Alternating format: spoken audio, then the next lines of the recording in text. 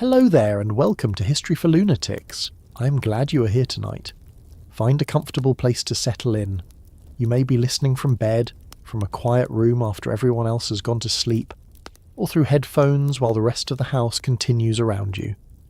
Wherever you are, take a moment to notice how easily you can see the space around you. A lamp may be glowing beside you. A screen may be lighting your hands.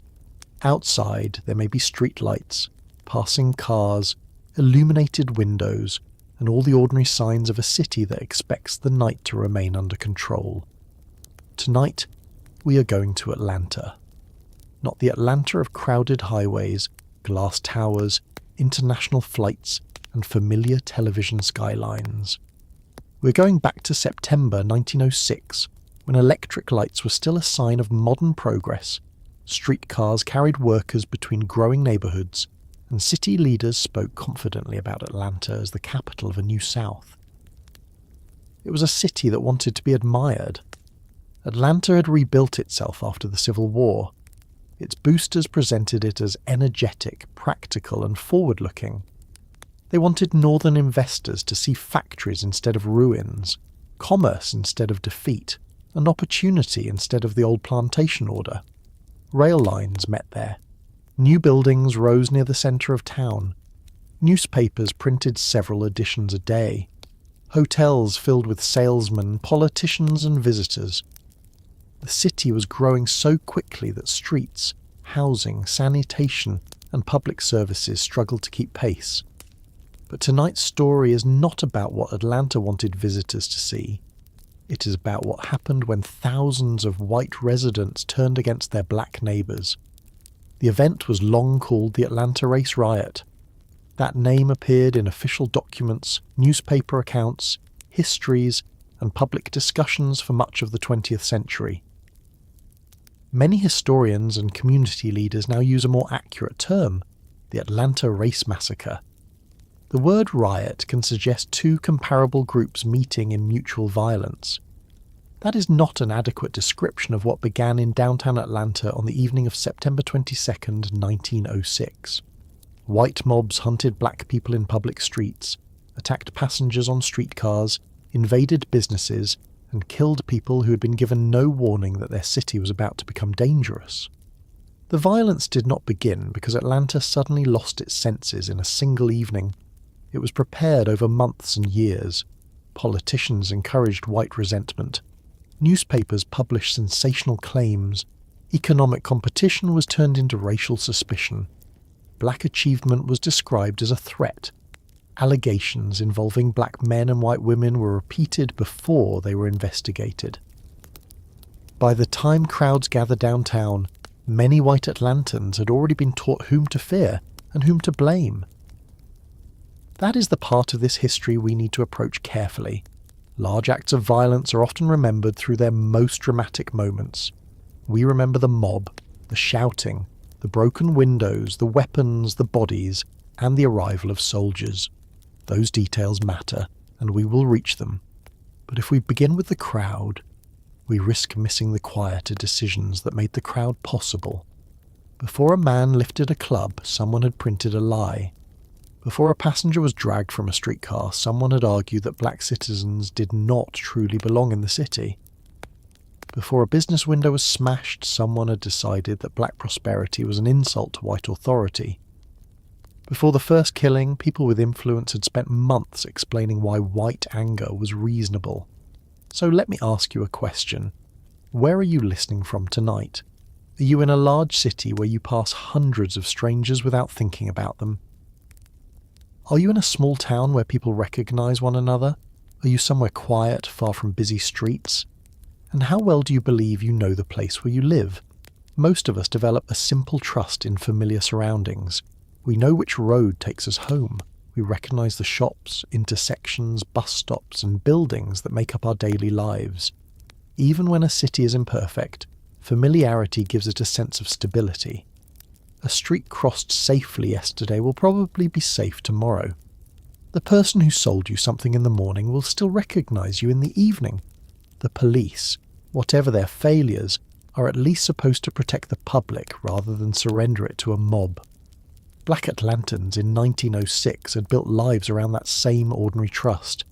They went to work, operated businesses, attended churches, raised children, visited friends, rode streetcars, bought groceries, and returned home at the end of the day.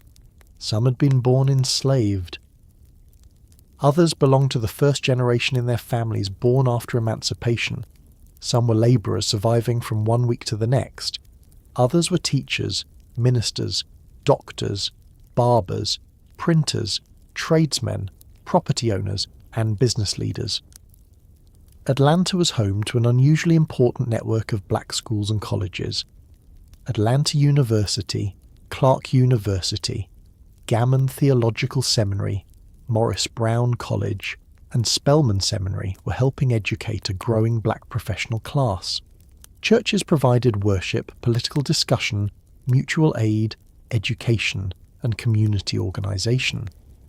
Black-owned businesses served customers who were excluded, insulted, or poorly treated elsewhere. One of Atlanta's most successful black businessmen was Alonzo Herndon.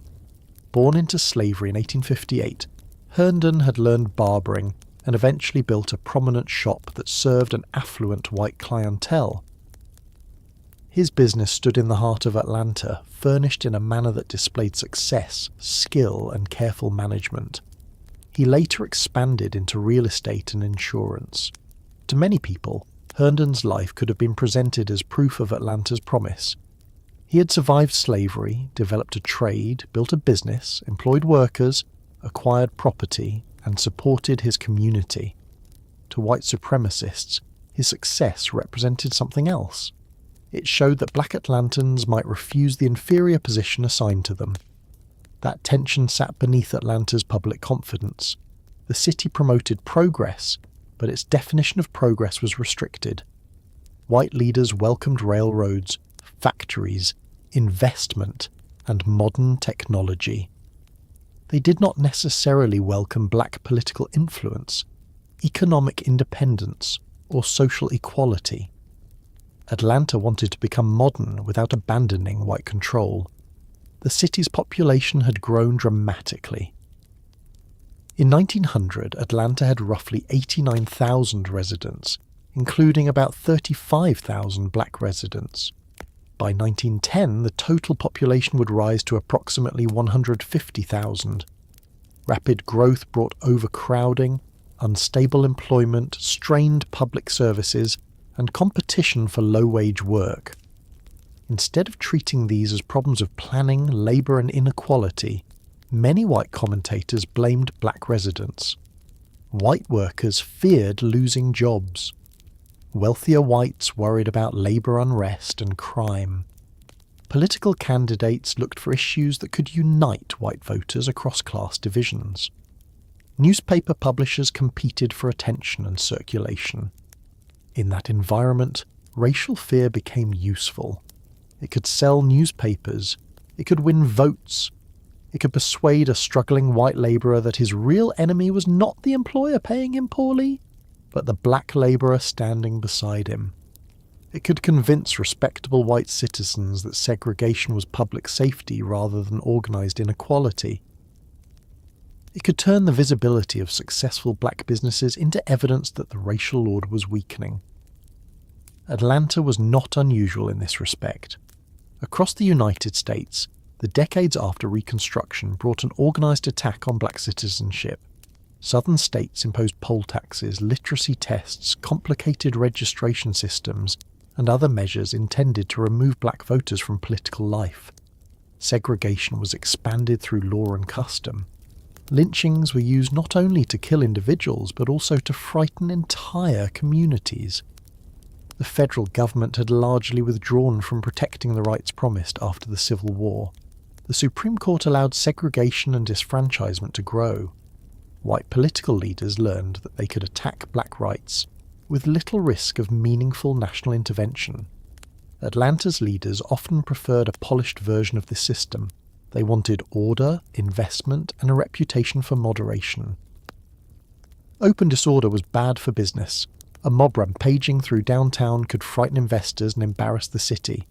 Yet many of the same leaders who disliked public violence defended the racial hierarchy that produced it. That contradiction matters. A city can condemn a mob while supporting the assumptions that motivate the mob. A newspaper can disapprove of murder after publishing claims that made murder appear justified. A politician can call for calm after building a campaign around fear.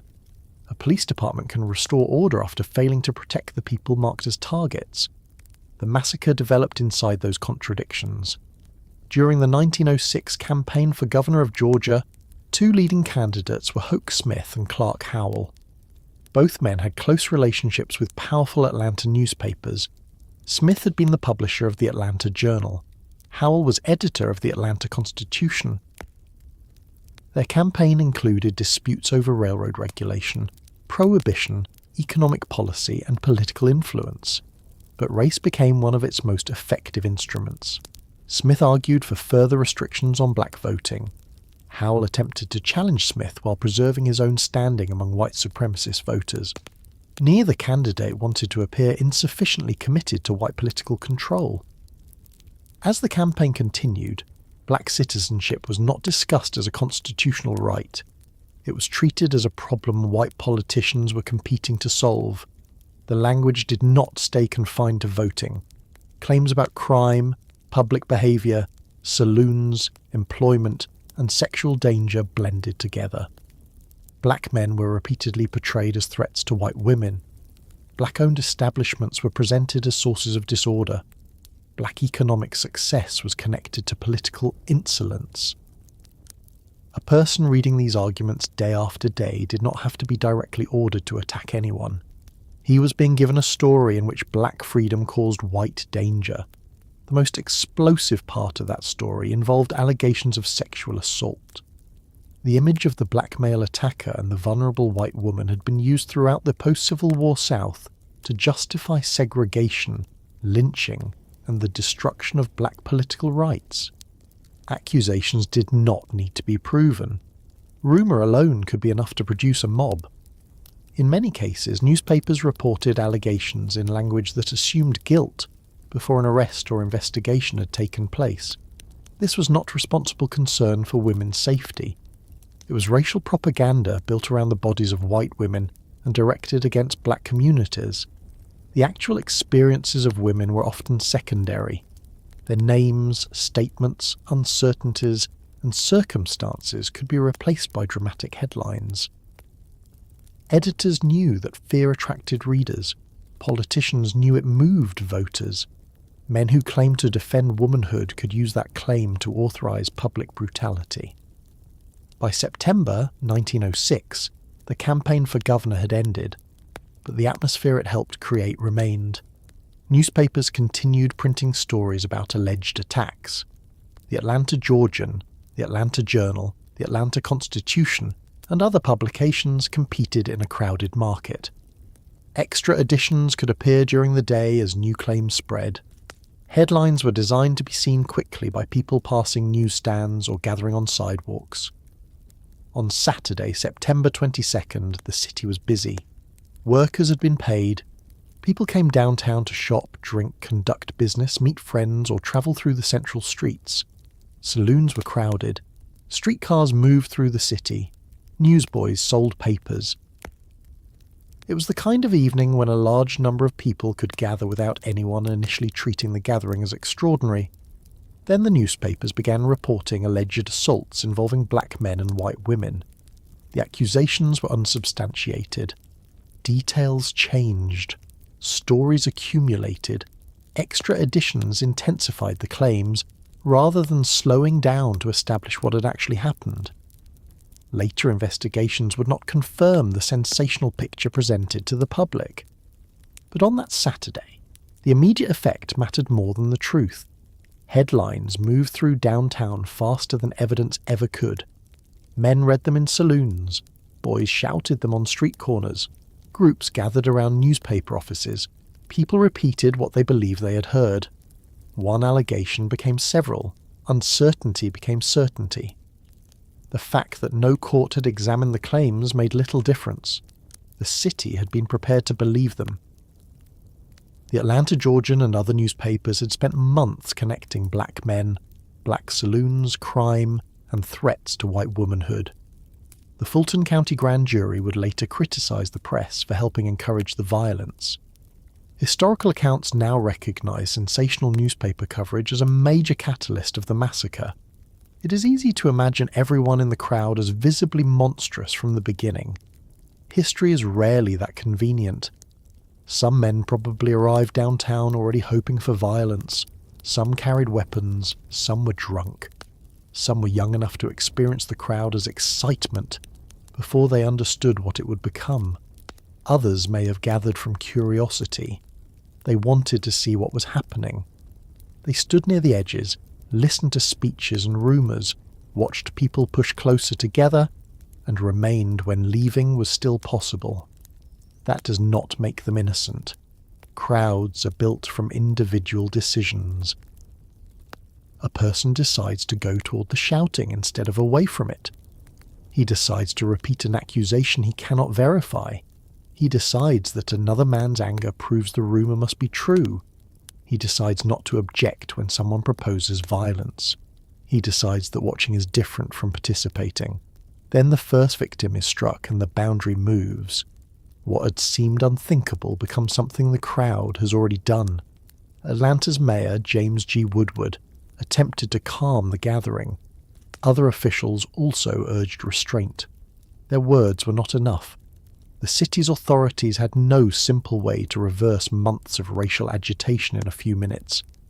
The crowd had already been given an enemy, an excuse, and the confidence that thousands of white people shared the same anger. As evening approached, black residents downtown noticed the change. They saw groups forming. They heard shouting. They watched white men running in the same direction. Some businesses closed early. Black workers tried to leave the centre of town. Streetcar passengers hoped to reach home before conditions worsened. Messages travelled unevenly. There were no mobile phones, no emergency alerts, and no reliable way to warn every family. A person several streets away might know that a crowd was gathering without knowing whom it intended to attack. Imagine finishing work and realising that the safest route home may no longer be safe. Imagine standing at a streetcar stop while people nearby read headlines accusing men who looked like you. Imagine knowing that the police might not protect you if the crowd decided you were a suitable target. Imagine being unable to call your family and tell them where you were.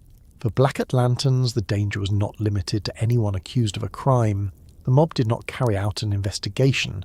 It did not seek evidence or identify suspects.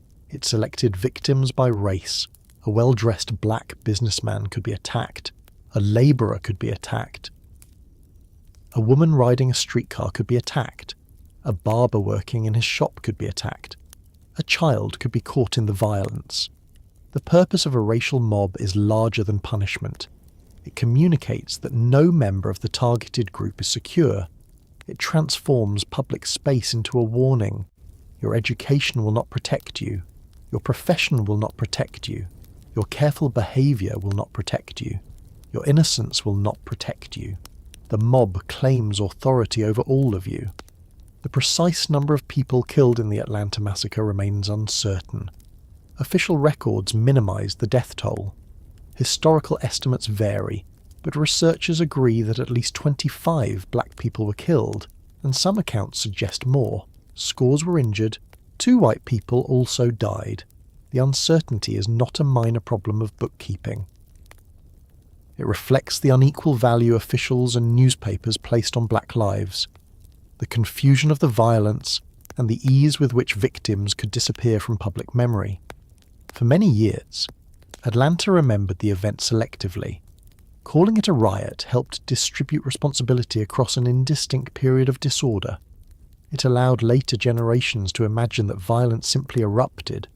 It placed less emphasis on the white mobs, the newspaper campaigns, the political rhetoric, and the black citizens who were hunted. But nothing simply erupted. By the time darkness reached the city on September 22nd, the necessary pieces were already in place.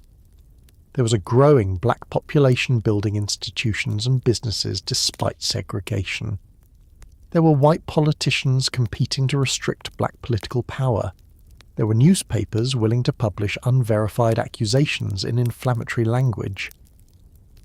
There were white workers encouraged to interpret economic insecurity as racial conflict. There were officials who valued Atlanta's reputation but had tolerated campaigns that made violence more likely.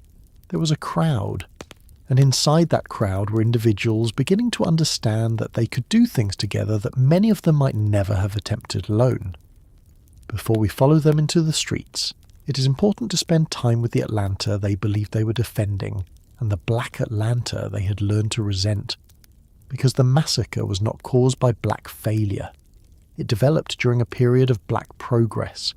Black Atlantans were buying property, creating businesses, earning degrees, publishing newspapers, leading churches and organizing communities. They were succeeding in the narrow spaces left open by segregation, and every visible success challenged the argument that white supremacy reflected a natural order. That is where we need to go next.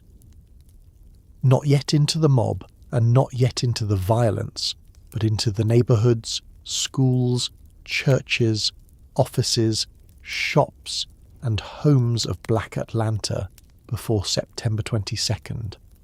We need to meet the people whose city this was too, and understand why their ordinary efforts to build secure lives became so threatening to men, determined to keep power for themselves. To understand why Atlanta became so dangerous in September 1906, it helps to begin somewhere quieter. Picture the city early in the morning, before the streetcars fill and before the newspaper boys begin calling out the day's headlines. Coal smoke hangs above the rooftops. Delivery wagons roll over uneven streets. Shopkeepers unlock doors. Domestic workers leave their own neighborhoods and travel toward the homes of white families. Laborers head for railroad yards, warehouses, construction sites, foundries and factories. Students cross the grounds of colleges on the western side of town. Ministers prepare sermons. Barbers sweep their floors and arrange their tools before the first customers arrive. Among the people beginning their day are thousands of black Atlantans who have spent the 4 decades since emancipation creating a community under conditions designed to limit nearly everything they do. They cannot move freely through every part of the city without risk. Many employers refuse to hire them except for the hardest and lowest paid work. White officials direct fewer public resources toward black streets, schools and neighborhoods. Voting has become increasingly difficult. Segregation is enforced through law, custom, intimidation, and the constant possibility of violence. Yet Black Atlanta is growing. Its population has risen from about 9,000 people in 1880 to more than 35,000 by 1900. Black residents make up roughly 2/5 of the city. Some have come from rural Georgia, hoping to escape sharecropping, debt, isolation, and the direct control of white landowners. Others have arrived from neighbouring states. They're drawn by the railroads, the schools, the churches, and the possibility of paid work. Atlanta does not offer equality, but compared with many rural communities, it offers a larger black population and more room to build institutions of their own. For a young black man arriving from the countryside, the city might be overwhelming at first. The noise would be immediate. Steam whistles mark the hours. Streetcar bells rang at intersections. Trains moved through a network of tracks that seemed to cut the city into separate pieces. Horses pulled carts past pedestrians, bicycles and early automobiles. Buildings crowded around 5 points, where Peachtree, Marietta, Decatur and other streets met near the commercial centre. He might arrive with a few dollars, the address of a relative, and the name of a church where someone had promised to help him find work. For a young black woman, Atlanta might mean employment as a cook, laundress, seamstress, nurse, or domestic servant. The work could be exhausting and poorly paid. A domestic worker might spend her day inside a white family's house, preparing food she would not eat, cleaning rooms larger than her own home, and caring for children who would grow up with privileges denied to her family. She might be expected to enter through a back door, use separate utensils and tolerate insults without answering. But when she left that house, she returned to a black community that had its own churches, schools, businesses, social organisations, newspapers and leaders. That distinction mattered. A person who experienced humiliation during the workday could enter a neighbourhood where black people held positions of respect. A teacher might be greeted as an educated professional. A minister might speak before hundreds of people. A business owner could employ workers, purchase property, and participate in civic organisations. A college student could study Latin, theology, history, mathematics, music, teaching, or medicine, while living in a state that officially considered black people unfit for equal citizenship. These institutions did not remove the danger of white supremacy. They created places where black life was not entirely defined by it. The colleges were among the most visible parts of this world. Atlanta University had been founded shortly after the Civil War to educate formerly enslaved people and their descendants. By the beginning of the 20th century, it had become an important centre of black higher education. Nearby stood other institutions that would eventually form part of the Atlanta University Centre. Clark University, founded by the Freedmen's Aid Society of the Methodist Episcopal Church, educated black students in the liberal arts and professional fields.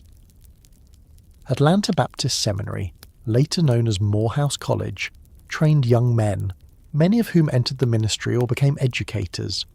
Spelman Seminary educated black women. Morris Brown College had been created by the African Methodist Episcopal Church, making it one of the institutions founded and supported by black religious leadership. Gammon Theological Seminary trained ministers. These schools were more than collections of classrooms. They were communities where black intellectual life could develop.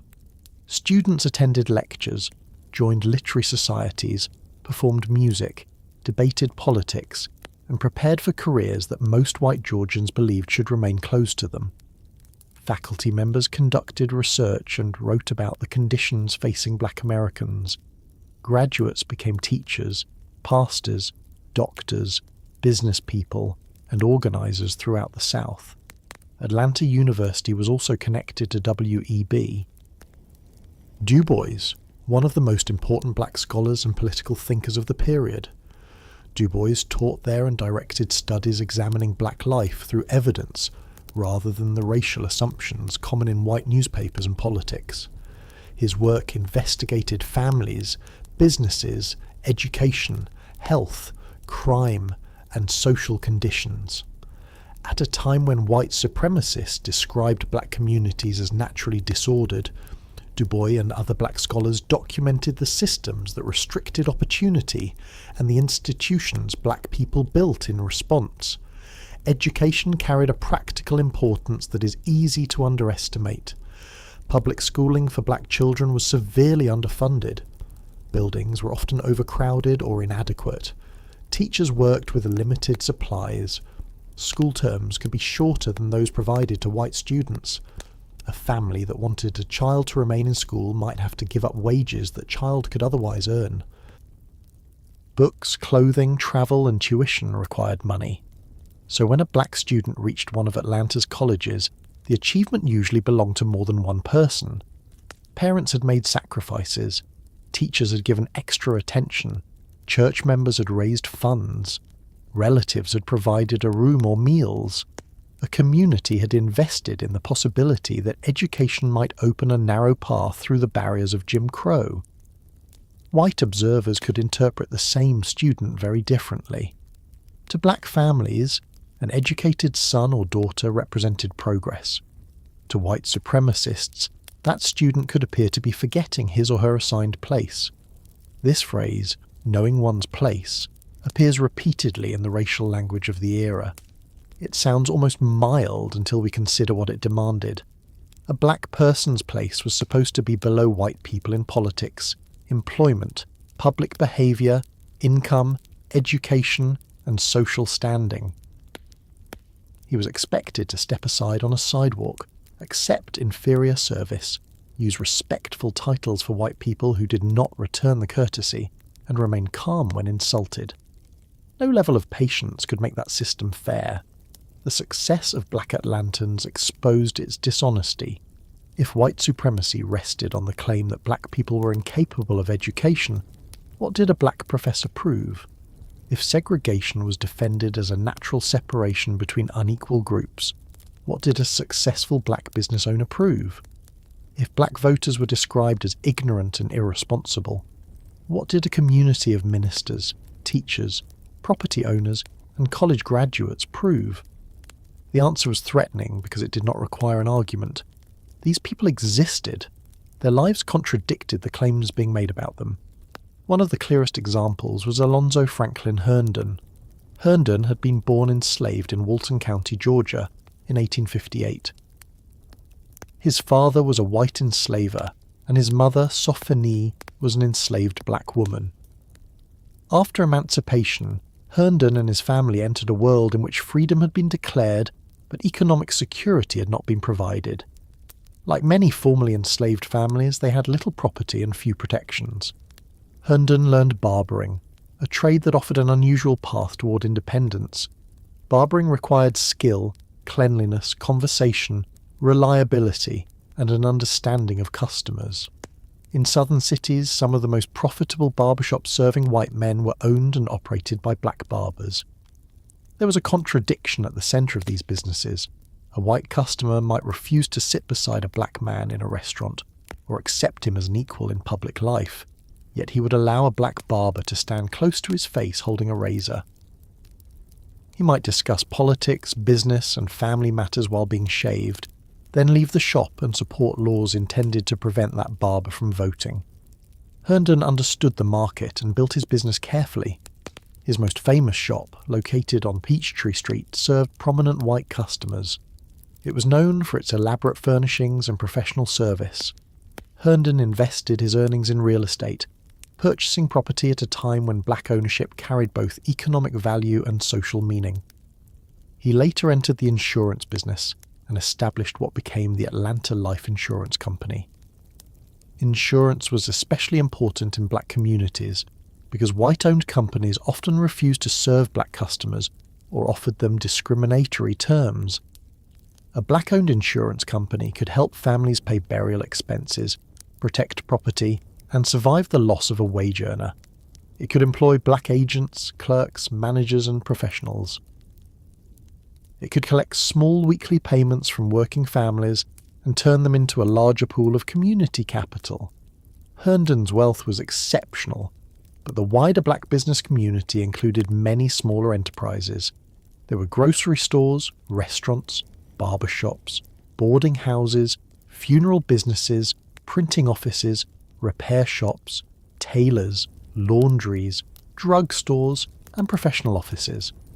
Some owners operated from modest rooms. A shop might serve a few blocks and depend on customers who knew the proprietor personally. The business could be fragile. Illness, a bad season, an unexpected expense or damage to the building might erase years of savings. Black businesses served practical needs created by segregation.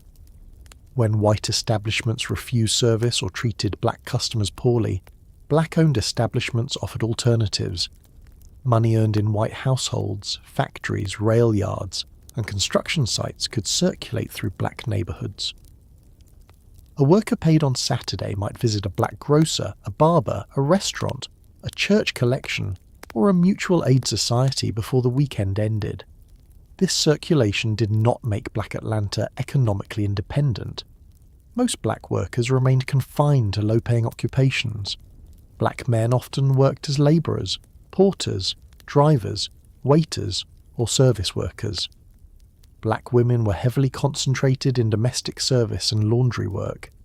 Discrimination blocked access to many skilled trades, public positions, and industrial jobs. White employers could use black workers to hold down wages, then encourage white workers to blame those same black workers for the result. Still, the existence of a black professional and business class complicated the racial order. A black doctor might treat patients whom white hospitals neglected. A black lawyer might challenge a contract or defend a client in court. A black newspaper editor could publish information that white newspapers ignored. A black undertaker could ensure that a family buried its dead with dignity. A black teacher could stand before a classroom and tell children that their minds mattered.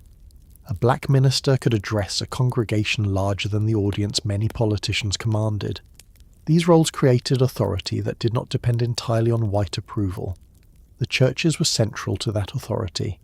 In Atlanta, black congregations had roots reaching back into slavery. Some had begun under white supervision and later became independent. By 1906, churches such as Big Bethel African Methodist Episcopal Church, Wheat Street Baptist Church, First Congregational Church, Friendship Baptist Church, and others were important centres of religious and civic life. On Sunday mornings, worshippers arrived in their best clothing.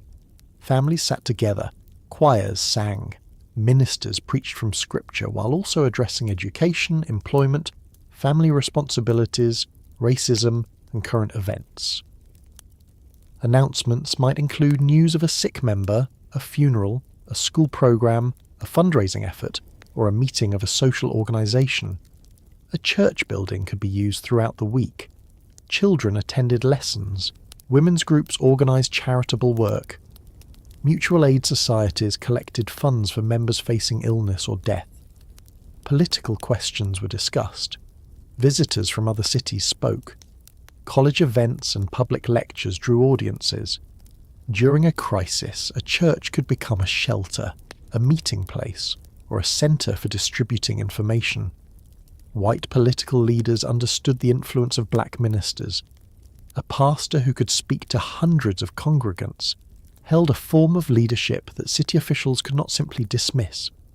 Ministers sometimes negotiated with white authorities, encouraged voter registration, promoted schools, and represented their communities in public disputes. This made the church both respected and watched. The same was true of black newspapers. Black editors reported weddings, graduations, church programs, business openings, crimes, political issues, and racial violence. Their pages recorded a world that white newspapers either ignored or distorted. A black reader could find the names of people from his own community treated with respect. He could read arguments against disfranchisement and lynching. He could learn about opportunities in other cities or states. The press helped Black Atlanta imagine itself as part of a larger national community. News travelled between Atlanta, Washington, New York, Chicago, Boston, and other cities. Debates over education, political strategy, business development, and protest crossed state lines. Booker T. Washington's emphasis on vocational education and economic progress had strong supporters. Du Bois and others argued that political rights and higher education could not be postponed. These disagreements were serious, but they took place within a shared recognition that the conditions facing black Americans were neither natural nor acceptable. White newspapers often described black disagreement as confusion or agitation. They rarely treated black political thought with the same seriousness given to white politicians. The location of black life within Atlanta also shaped the growing tension. Black residents lived in several parts of the city, often near institutions, employment, or transportation lines. Some communities grew around the colleges on the west and south sides. Others developed in the Old Fourth Ward and near Auburn Avenue. Segregation did not always produce cleanly separated blocks. Black and white homes, shops, and workplaces could exist close to one another, especially in rapidly growing or poorer districts. City services were uneven. Black neighbourhoods were more likely to have unpaved streets, poor drainage, inadequate sanitation, and overcrowded housing. Residents paid taxes but received less in return. Low-lying land and areas near industrial sites were often among the few places available to black families. Even financially secure residents could find their choices limited by racial practices in real estate. White Atlantans sometimes pointed to the resulting conditions as proof of black inferiority. They did not acknowledge that the city had helped create those conditions. A neighbourhood denied proper sewers was criticised for poor sanitation. A school denied funding was criticised for low performance. A worker denied training was criticised for lacking skill. A family prevented from purchasing property in a desirable district was criticised for living in an overcrowded one. The system produced inequality, and then used inequality as evidence that the system was justified. Auburn Avenue would later become nationally known as Sweet Auburn, a centre of black business, religion and civic life. Its greatest fame came after 1906, but the foundations were already being laid. The street connected black residents to shops, churches, professional services and entertainment.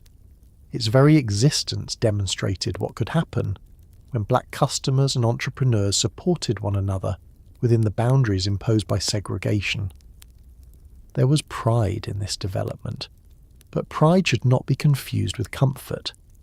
A prosperous shopkeeper still had to consider what might happen if a white customer refused to pay. A property owner could not assume that the police would protect his building. A college professor riding a streetcar could be ordered into a segregated section and insulted by a conductor. A doctor could save lives and still be addressed by his first name by white men with less education. A family could own a fine home and still hear rumours of lynching in another county. Success did not place black Atlantans outside the racial system. It sometimes made them more visible within it. Consider what visibility meant in a city where newspapers, politicians and public speakers regularly warned of black advancement. A black labourer could be dismissed as poor and ignorant. A black businessman could be condemned as arrogant. A black voter could be described as corrupt. A black college graduate could be accused of having dangerous ideas. A black man who behaved submissively was said to confirm the racial order. A black man who behaved confidently was said to threaten it. There was no safe way to satisfy a system that required permanent inferiority. Economic competition sharpened these anxieties. Atlanta's growth created wealth, but it did not distribute that wealth evenly. Many white workers lived in difficult conditions.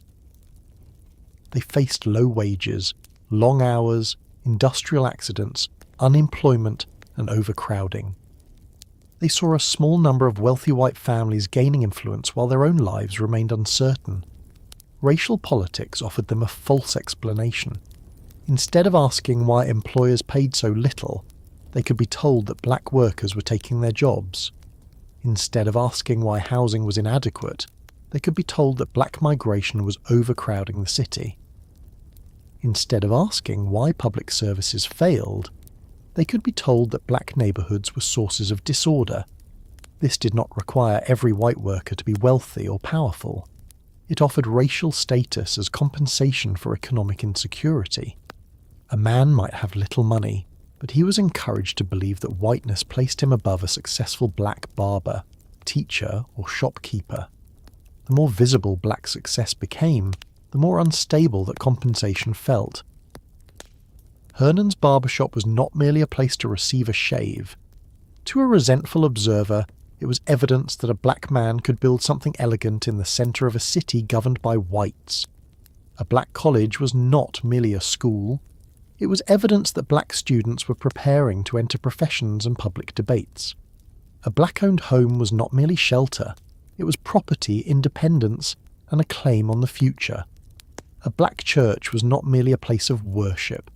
It was an organisation capable of collecting money, spreading information, and producing leaders.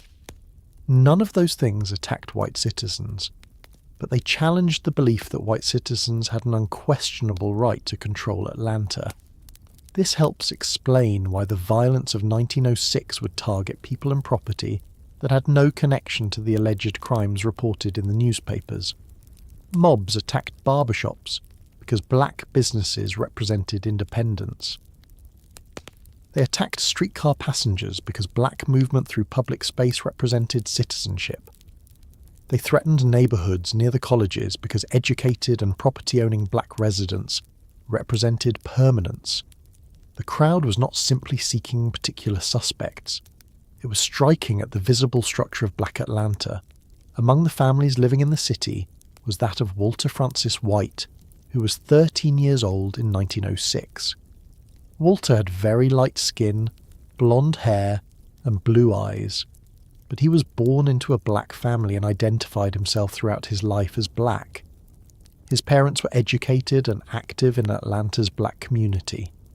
Their home stood near institutions and neighbours that reflected the growing black middle class. During the massacre, Walter White would see armed men approaching his neighbourhood. Because of his appearance, he could overhear white attackers who did not realise he was black. The experience would influence his later life. He eventually became one of the leading figures of the National Association for the Advancement of Coloured People, investigating lynchings and racial violence across the country. The Atlanta History Center notes that he repeatedly connected his commitment to justice to what he witnessed as a boy in 1906. For the moment, however, Walter is simply a child living in a city his parents have every reason to view with both hope and caution. He sees teachers, ministers, business owners, students, and workers moving through his community. He sees evidence that black families can build stable lives. He also sees the rules surrounding them. He understands that a white stranger may look at his parents' home and see something different from what he sees. Inside the home, it is the result of work and sacrifice. Outside it, in the mind of a person committed to white supremacy, it may look like defiance. That is the conditions black Atlanta carried into the summer of 1906. It was neither the equal city described by optimists nor the disorderly city described by racial propagandists. It was a community building schools, businesses, churches, homes and professional networks, while most of its members continued to work in poorly paid occupations. It contained wealth and poverty, disagreement and cooperation, ambition and exhaustion. It was not a symbol, it was a real population of individuals trying to make lives within a hostile system. White anxiety did not grow because black Atlantans were failing to become responsible citizens. It grew because they were demonstrating that they already were citizens, whether Georgia intended to respect that fact or not. By the beginning of September, the political campaign had taught white voters to associate black participation with danger. Newspapers were preparing stories that connected crime to race. Business competition had been given a racial explanation. The city's rapid growth had placed more strangers in close contact. Saloons and crowded streets provided gathering places where rumours could spread quickly. All that remained was for someone to take the uneasiness surrounding black Atlanta and give it a more immediate form. The newspapers would do that by placing a particular fear in front of the public again and again, printing accusations before evidence, transforming uncertain reports into dramatic warnings, and assuring white readers that the danger they had been taught to expect was already among them. By the summer of 1906, Atlanta's white newspapers were not simply reporting the racial tension around them. They were helping to organise it. Every morning and afternoon, printed pages moved through the city by train, wagon, streetcar, bicycle, and the hands of newsboys. Papers were sold outside hotels, saloons, railway stations, factories, shops, and office buildings. A headline could reach thousands of readers within hours. It could also reach people who never purchased a copy. Men read stories aloud at lunch counters. Customers discussed them in barbershops. Workers repeated them during breaks. Passengers carried them onto streetcars. A rumour printed in one edition could return to the newspaper office later that day as evidence that the whole city was talking. Atlanta had several competing daily newspapers, and each wanted attention. The Atlanta Constitution was one of the city's most established publications. Its editor, Clark Howell, came from a politically influential family and had already held public office. The Atlanta Journal had also become a major force in the city.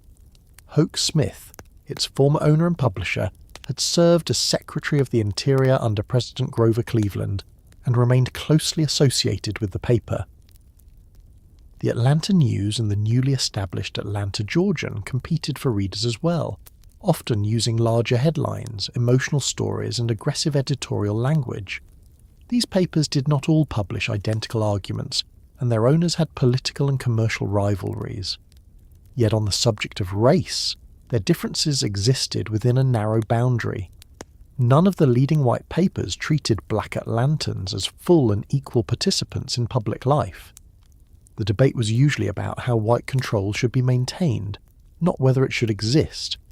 This became especially clear during Georgia's campaign for governor. The Democratic primary was the election that mattered. The Republican Party had been weakened across the South through violence, disfranchisement, and its association in white political memory with Reconstruction. Georgia's electorate was already restricted, and the state's Democratic leadership presented itself as the legitimate voice of white citizens. A candidate who won the Democratic nomination could usually expect to win the general election. Hoke Smith and Clark Howell entered the 1906 contest as leading candidates. They had once been political allies, but the campaign turned them into bitter opponents. Their newspapers provided each man with an unusual advantage. They did not have to wait for public meetings or printed campaign leaflets to reach voters. Their political positions could appear daily in editorials, news coverage, cartoons, and commentary. Smith made black disfranchisement one of the central promises of his campaign. He argued that Georgia had not gone far enough in removing black citizens from political life. Poll taxes, white primaries, intimidation, and complicated registration requirements had already reduced black voting, but some black men still qualified to cast ballots. In local contests where white political factions were closely divided, those votes could matter. Candidates sometimes sought support from black leaders or paid intermediaries to organise black voters. Smith presented this limited participation as corruption and danger. He claimed that black voting encouraged demands for economic and social equality. He told white audiences that disfranchisement was necessary to preserve order and ensure that black Georgians remained subordinate.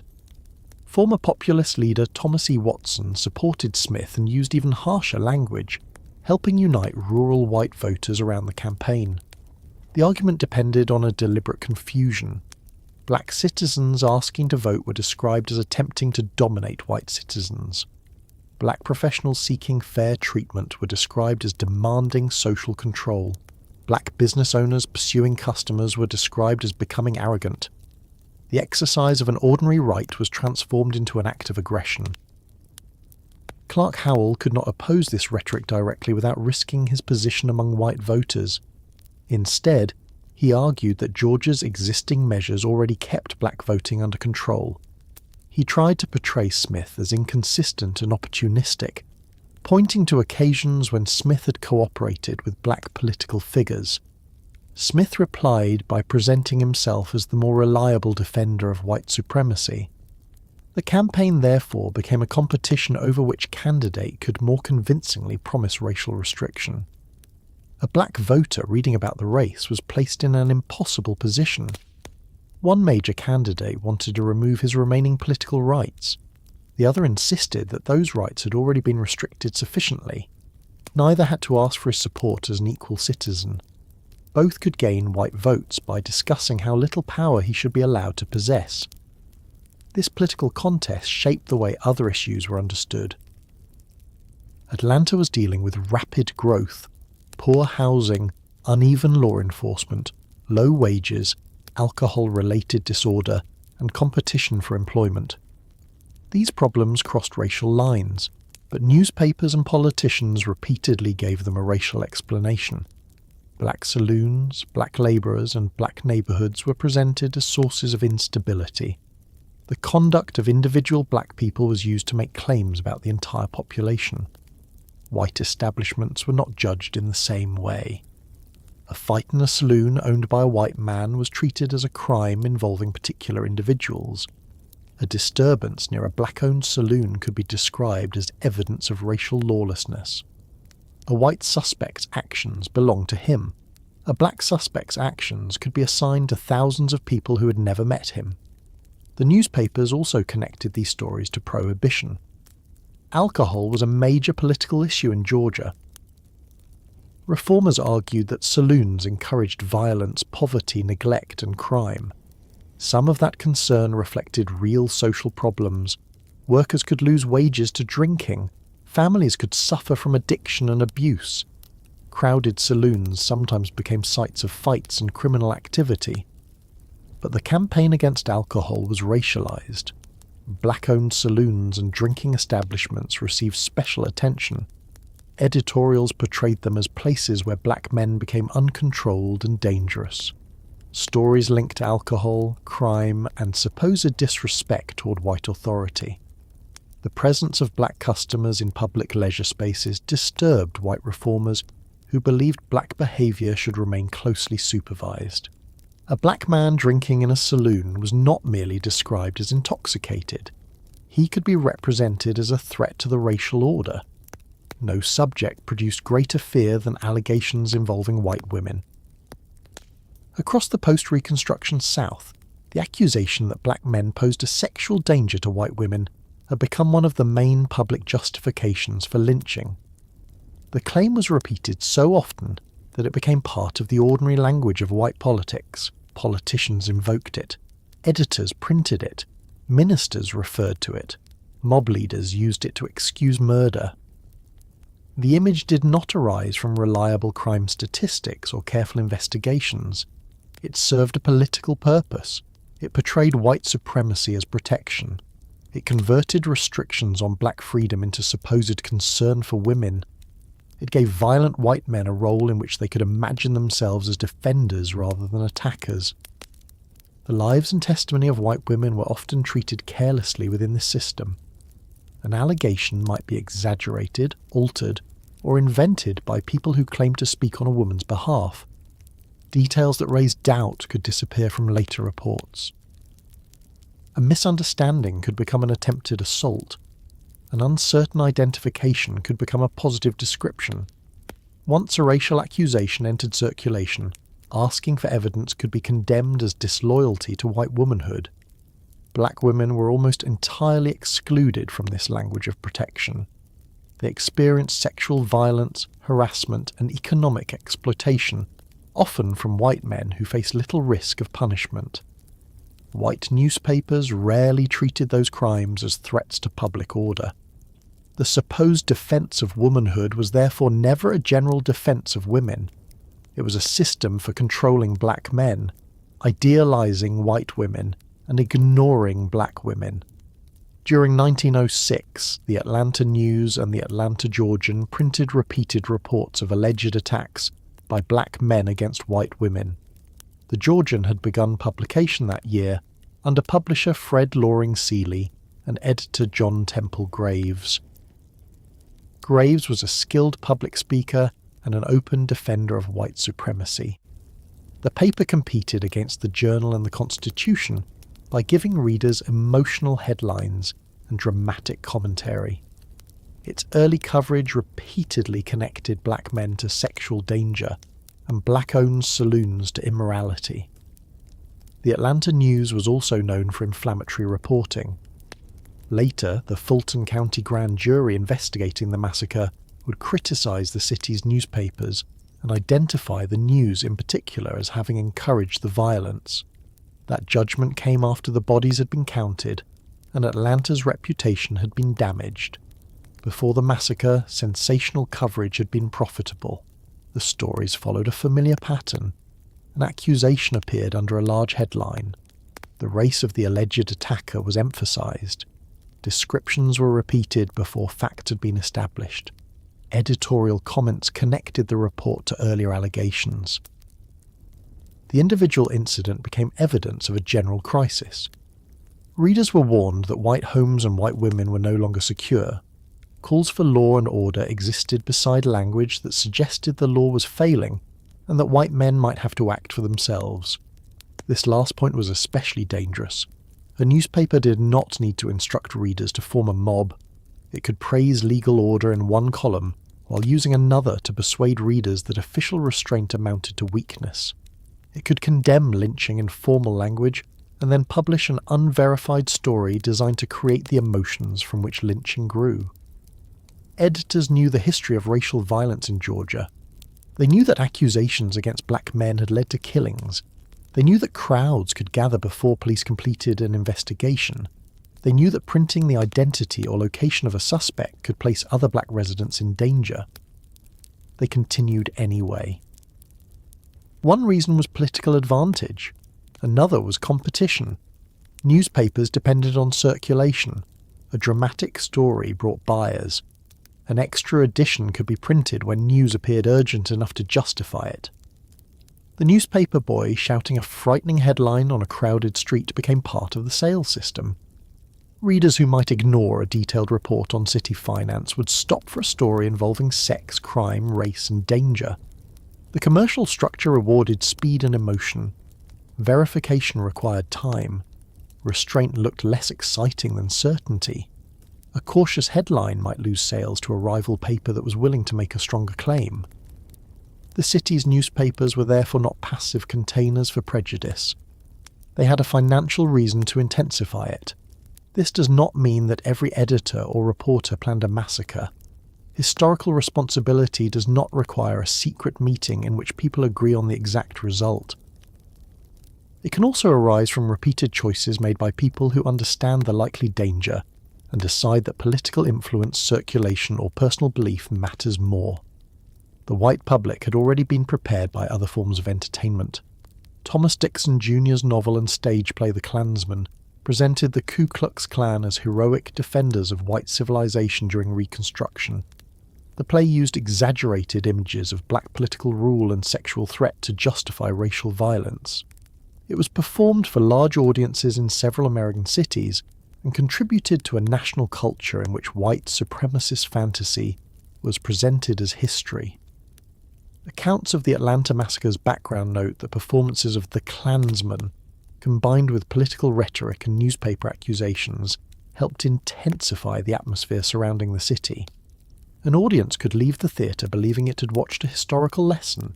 In reality, it had been shown a political myth. Black men were portrayed as dangerous. White women were portrayed as threatened. Organised white violence was portrayed as necessary. The story ended by restoring white power. That narrative fit almost perfectly with the language appearing in the newspapers. By late summer, the election had concluded. Hoke Smith won the Democratic primary and would become governor. The political speeches slowed, but the racial claims made during the campaign did not disappear. They remained in public conversation. Smith's victory had demonstrated that disfranchisement was a successful campaign issue. White politicians had been rewarded for encouraging fear of black political and social advancement. The result also sent a message beyond the election. Black Atlantans had heard leading candidates discuss how their votes should be removed. White Atlantans had heard those candidates describe black advancement as a threat. The campaign had made racial suspicion respectable enough to appear in editorials, speeches, and conversations among men who considered themselves responsible citizens. September brought further newspaper reports. In the days before the massacre, papers published a series of allegations involving black men and white women. Historical summaries generally describe 4 escalating reports during the week leading to September 22nd. Some claims were vague, some were contradicted or unsupported. Their cumulative effect was more important than the reliability of any one story. Readers were encouraged to believe that Atlanta faced an outbreak, rather than a set of separate accusations requiring separate investigations. Each new headline made the previous one seem more credible. A reader might not remember which details belonged to which report. He remembered the pattern the papers had created. Another attack, another warning, another failure of the authorities, another reason for anger. By Saturday, September 22nd, the machinery of rumour had become efficient. That afternoon, newspapers issued reports of additional alleged attacks. Details moved through the city in several forms. There were printed stories, shouted headlines, saloon conversations, telephone calls, and statements passed from one person to another. The distinction between an accusation and a confirmed crime disappeared almost immediately. Suppose a newspaper reported that a black man had attacked a white woman in one part of the city. A reader repeated that he had heard a woman had been assaulted. The next man said several women had been assaulted. Someone else claimed that the police had captured the attacker. Another person said the police had released him. By the time the rumour reached a crowded saloon, it no longer belonged to a particular street or victim. It had become proof that black men throughout Atlanta were attacking white women and that the authorities were refusing to protect the city. The crowd downtown did not need a single consistent story. It needed a shared emotional conclusion. White people were in danger, black people were responsible, immediate action was justified. Saturday evening provided the physical setting in which those ideas could become violence. Downtown Atlanta was crowded. Workers had received their weekly pay. Men gathered in saloons and public streets. Streetcars carried passengers through 5 Points and along Decatur, Marietta, Peachtree and Pryor streets. Shops were still open. Hotels and restaurants served customers. Newspaper offices were located near the centre of activity. At 5 Points, groups began forming. Some men arrived because they had read the headlines. Others were drawn by the sight of a crowd. A person who saw several hundred people gathered might assume that something important had happened. The size of the gathering became its own form of evidence. Why would so many men be angry if the reports were not true? This is one of the ways crowds change individual judgment. Alone, a man might question a rumour. Inside a crowd, he sees agreement around him. Shouting replaces uncertainty. The presence of weapons makes caution look cowardly. A proposal that would sound criminal in a quiet room becomes acceptable when hundreds of people respond with approval. City officials understood that conditions were becoming dangerous. Mayor James G. Woodward addressed the crowd and urged the men to go home. He appealed to law and promised that guilty people would be punished. According to a contemporary quotation preserved by the Atlanta History Center, Woodward pleaded with the gathering to leave the matter to the authorities. His intervention failed. The mayor faced a problem partly created by the city's own public culture. For months, influential voices had told white citizens that black political rights threatened them, that black success showed dangerous ambition, that black saloons produced crime, and that black men endangered white women. Now an official asked those citizens to trust the legal process. The request contradicted the emotional lesson they had already received. If the danger was truly as immediate and widespread as the newspapers claimed, why should they wait? If black criminals acted without restraint, why should white men remain restrained? If politicians had said the racial order itself was at stake, why should the crowd treat the latest allegations as an ordinary police matter? The mayor's promise of justice could not compete with the expectation of vengeance. Some police officers tried to control the gathering. Others were too few, uncertain or sympathetic to the crowd. White spectators filled sidewalks and streets. Men moved between saloons and intersections. News continued to circulate. Calls for calm were heard beside threats. Black residents downtown had no access to the full picture. A worker leaving a hotel might see a group of white men running and not know whether the danger was local or citywide. A streetcar passenger might hear that trouble had begun several blocks away and decide that remaining aboard was safer than walking. A shopkeeper might lock the door but still be trapped behind the windows of a business easily identified as black-owned. A family waiting at home might know that a father, son or daughter was somewhere downtown without any reliable way to reach them. The newspaper story had changed the meaning of every black person visible in public. The mob did not ask whether the man approaching had read the papers. It did not ask where he had spent the afternoon. It did not ask whether he had ever committed a crime. His race made him available as a substitute for the imaginary figure the newspapers had created. That figure was presented as violent, drunken, sexually dangerous, politically demanding and socially uncontrolled. No single real person needed to match the description. The crowd could impose it upon any black stranger. The first attacks were therefore not accidents caused by confusion. They were the practical result of a message repeated until individual identity no longer mattered. A white man who struck a black passerby could imagine that he was responding to the headlines, even though the person in front of him had no connection to any allegation. A group that invaded a barbershop could claim to be defending the city, even though the men inside were working. An attacker who dragged a passenger from a streetcar could say that the race had to be taught a lesson. This was collective punishment without a crime, a trial, or a defined limit. The newspaper offices did not close when the crowd gathered. Their influence continued. Reports passed between the street and the press. The same publications that had helped create the emergency could now describe it as unfolding news. Violence itself became another event to report. Once the attacks began, editors faced a new calculation. Atlanta had promoted itself as a modern commercial centre. Investors, travellers, and northern newspapers were watching.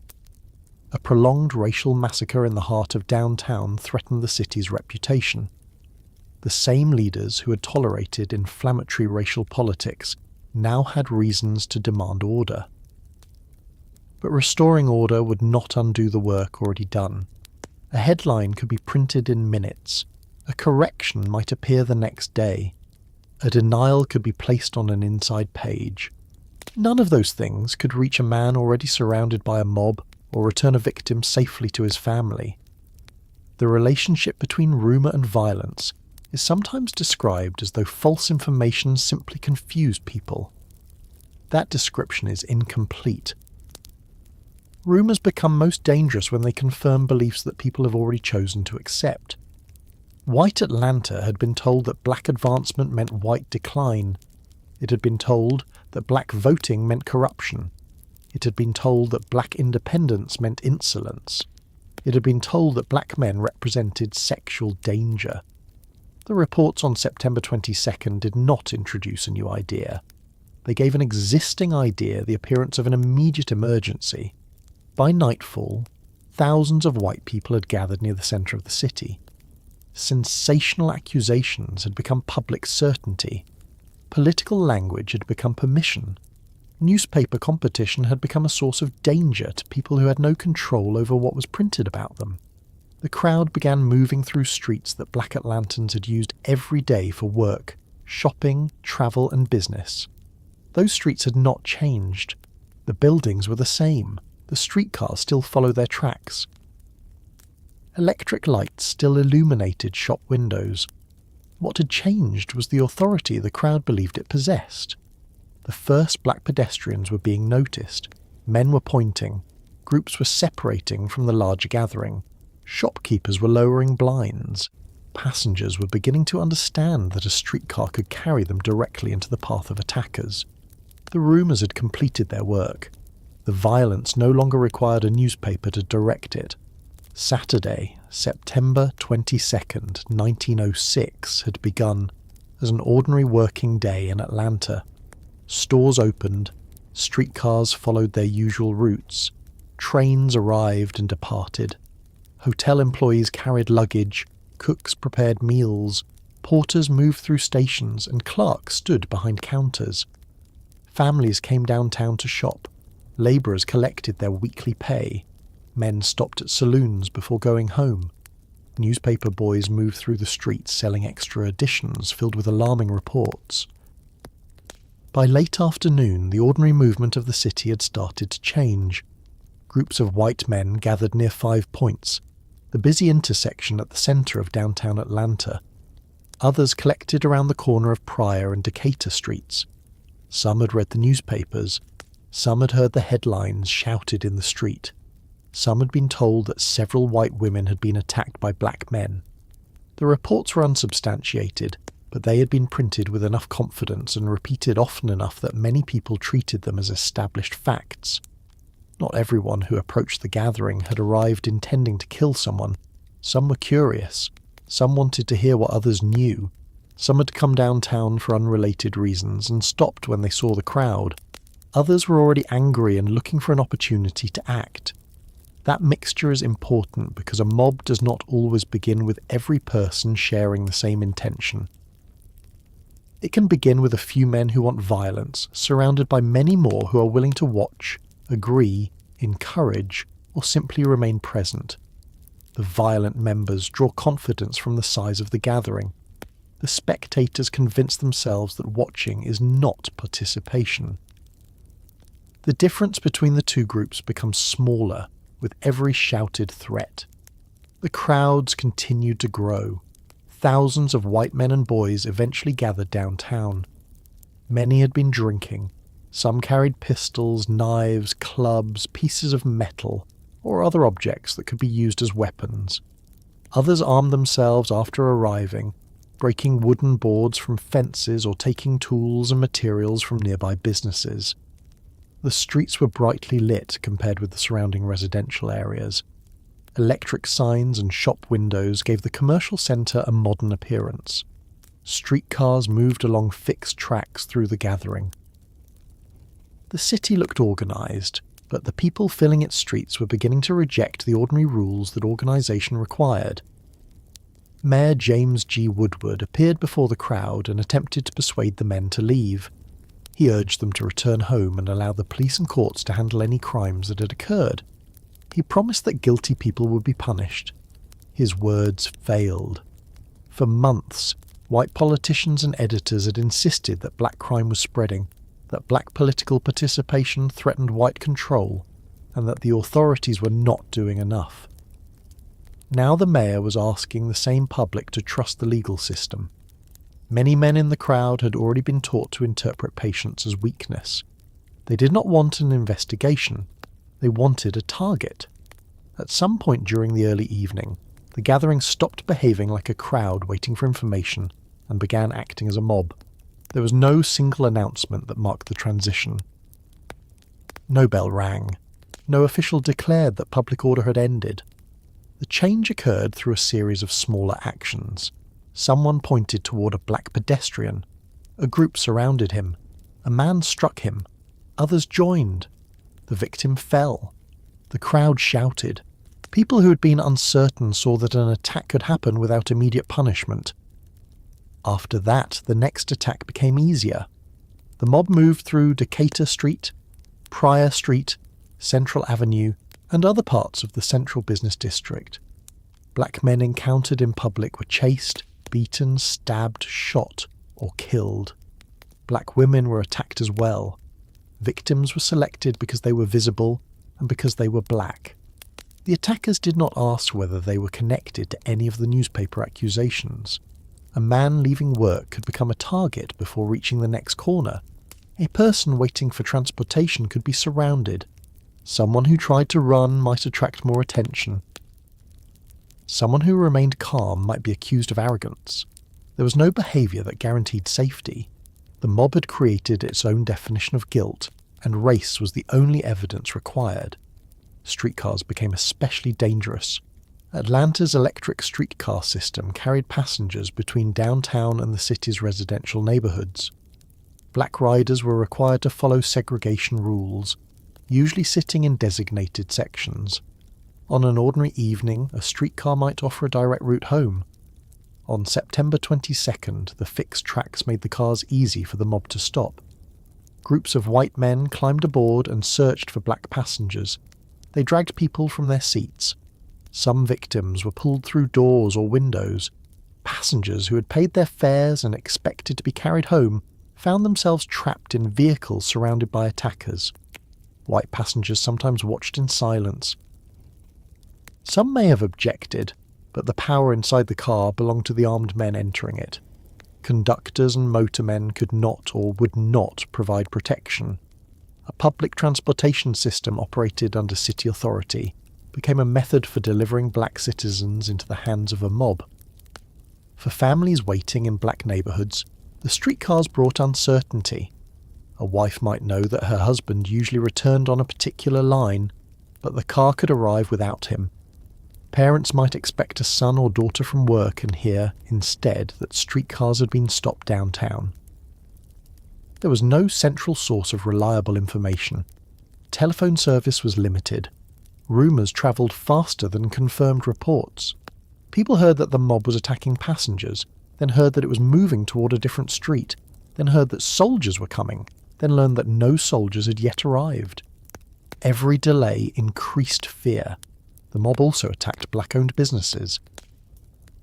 Alonzo Herndon's barber shop on Peachtree Street was one of the most prominent black-owned businesses in the downtown area. Herndon had closed early and returned home as the danger increased. The shop's windows were smashed and its interior damaged. The attack was not connected to the alleged assaults described in the newspapers. Herndon was a businessman. His employees were barbers. The shop was targeted because it represented visible black success in a part of the city white people regarded as their commercial centre. Another barbershop across the street was raided and black barbers were killed. Historical accounts describe the mob entering shops and attacking men who had remained at work. The workplace offered no protection. Professional clothing, tools, and regular customers could not defend a black employee once the crowd decided the business itself was an offence. Windows shattered along the streets. Furniture was broken. Signs were torn down. The mob entered places where black people worked, ate, drank, or conducted business. Property destruction and physical violence reinforced one another. Smashing a window announced that the owner had no right to security. Beating the people inside announced that the city would not defend them. The attackers did not move in a single disciplined group. Smaller bands separated and travelled in different directions. This made the violence harder to contain and more difficult for black residents to predict. One street might appear quiet while an attack was beginning 2 blocks away. A person escaping one group could run directly toward another. The downtown geography worked against the victims. 5 points connected several major streets. Streetcar lines converged there. Businesses, hotels, newspaper offices, and saloons kept the area crowded. Once the mob controlled the intersection, it could watch multiple routes and intercept black residents trying to leave. The noise would have been constant. Shouting, breaking glass, streetcar bells, gunshots, running feet, orders from police officers, calls for help, newsboys still repeating headlines that no longer described a possible crisis but had helped produce a real one. Electric lights illuminated some of the attacks. Others occurred in side streets and darker spaces where witnesses could not see clearly. The city's modern lighting did not prevent violence. It allowed attackers to recognise victims and allowed spectators to watch. Police officers were present, but their response was inconsistent and inadequate. Atlanta did not have enough officers to control thousands of rioters spread across several streets. Some tried to rescue victims or disperse groups. Some made arrests. Others stood by. Reports from the period suggest that parts of the police force were sympathetic to the mob or unwilling to confront armed white citizens aggressively. The imbalance was severe. A black man carrying a weapon for self-defense risked immediate arrest or attack. A white man carrying a club in a crowd of hundreds could assume that police attention would be divided. Even when officers intervened, they could move one victim or arrest one attacker while violence continued nearby. The mob understood that the authorities had lost control of the centre of the city. The behaviour of spectators strengthened that understanding. People watched from sidewalks, windows, balconies, and doorways. Some white women and children were reportedly present among the onlookers. Individuals who might never have struck a victim could cheer, point, or provide information about where a black person had gone. A spectator could become an assistant without touching anyone. He could block an escape route. He could identify a hiding place. He could shout that a black passenger remained inside a streetcar. He could hand a weapon to another man. He could spread a new rumour. He could laugh when a victim was beaten. The mob's power depended on this wider circle of permission. Black citizens found different ways to survive. Some ran into white-owned businesses and asked for shelter. A sympathetic proprietor might hide someone in a back room, cellar, or storage area. Other business owners turned people away, fearing damage to their property or sharing the mob's beliefs. Some black workers removed uniforms, aprons, or hats that identified where they worked. Others waited in locked buildings, listening to the violence outside. A person hiding behind a door had no way to know whether the next group passing would continue down the street or begin testing the lock. Some white Atlantans did attempt to protect black neighbours, employees, or strangers. Their actions mattered to the people they saved, but they did not define the larger behaviour of the city that night. The streets belonged mainly to the attackers. The victims included adults and children. Modern research continues to identify people whose deaths were not properly recorded or publicly remembered. Among them were Stinson Ferguson, 25 years old, and Marshall Carter, who was 13. Researchers confirmed through Fulton County death records that both died on September 22nd as victims of the massacre. Their identification more than a century later shows how incomplete the historical record remains. A 13-year-old boy in downtown Atlanta would not have needed to understand the governor's race, newspaper competition, or the legal history of disfranchisement. He only needed to be visible to the wrong group at the wrong moment. The mob's violence erased the distinction between adulthood and childhood, because its purpose was not to punish a specific act. It was to terrorize a population. Bodies were left in streets or carried away. Injured people reached hospitals, homes, or places of shelter. Some were too afraid to seek public treatment. Black families had reason to fear that travelling with a wounded relative might expose the entire group to another attack. Doctors and hospital workers confronted injuries from beatings, gunshots, knives, and falls. Records were incomplete. Deaths were undercounted. Some victims may have died later from their wounds without being included in official totals. Atlanta eventually listed a much lower death toll than later historical research supports. Contemporary and modern estimates commonly conclude that at least 25 black people were killed, along with 2 white people, while some sources estimate that between 25 and 40 black victims died. Hundreds were assaulted or injured.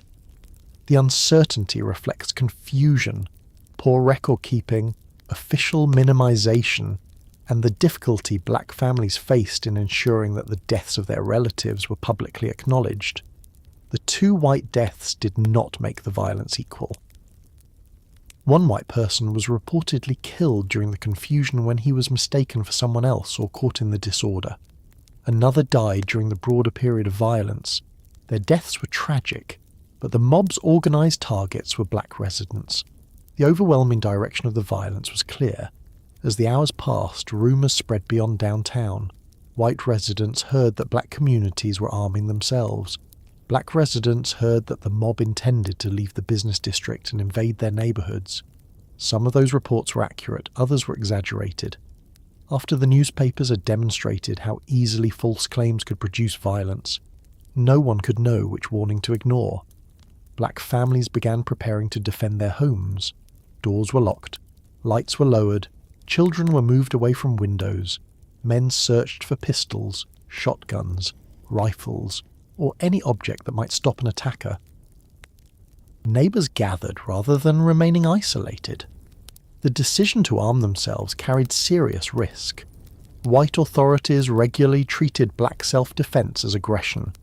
A black homeowner standing on his own property with a firearm could be described as part of an uprising. Yet remaining unarmed meant trusting the same city that had failed to protect people downtown. The news reaching black neighbourhoods was terrifying because the victims were ordinary. They were not members of a military force. They were not part of a political conspiracy. They were employees, passengers, business owners, customers, and pedestrians. If those people could be attacked, everyone was at risk. White officials continued trying to regain control. Calls were made for state troops. Georgia's militia units began mobilizing. The process took time. Men had to be notified, assemble, receive equipment, and move into the city. The delay left the police facing a situation they had already failed to contain.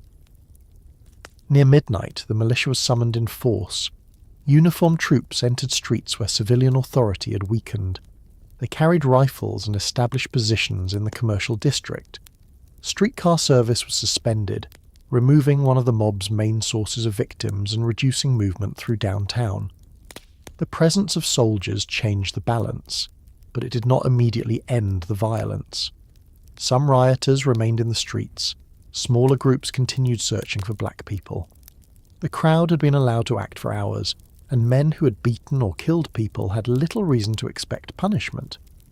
The militia had to disperse a public that included prominent citizens, workers, teenagers, and organised bands of attackers. Around 2 o'clock in the morning, heavy rain began falling. The weather accomplished part of what official appeals had failed to do. Men who had remained outside through hours of violence began leaving. Streets that had been crowded gradually emptied. The rain reduced visibility, made movement more difficult, and weakened the excitement that had held the gathering together.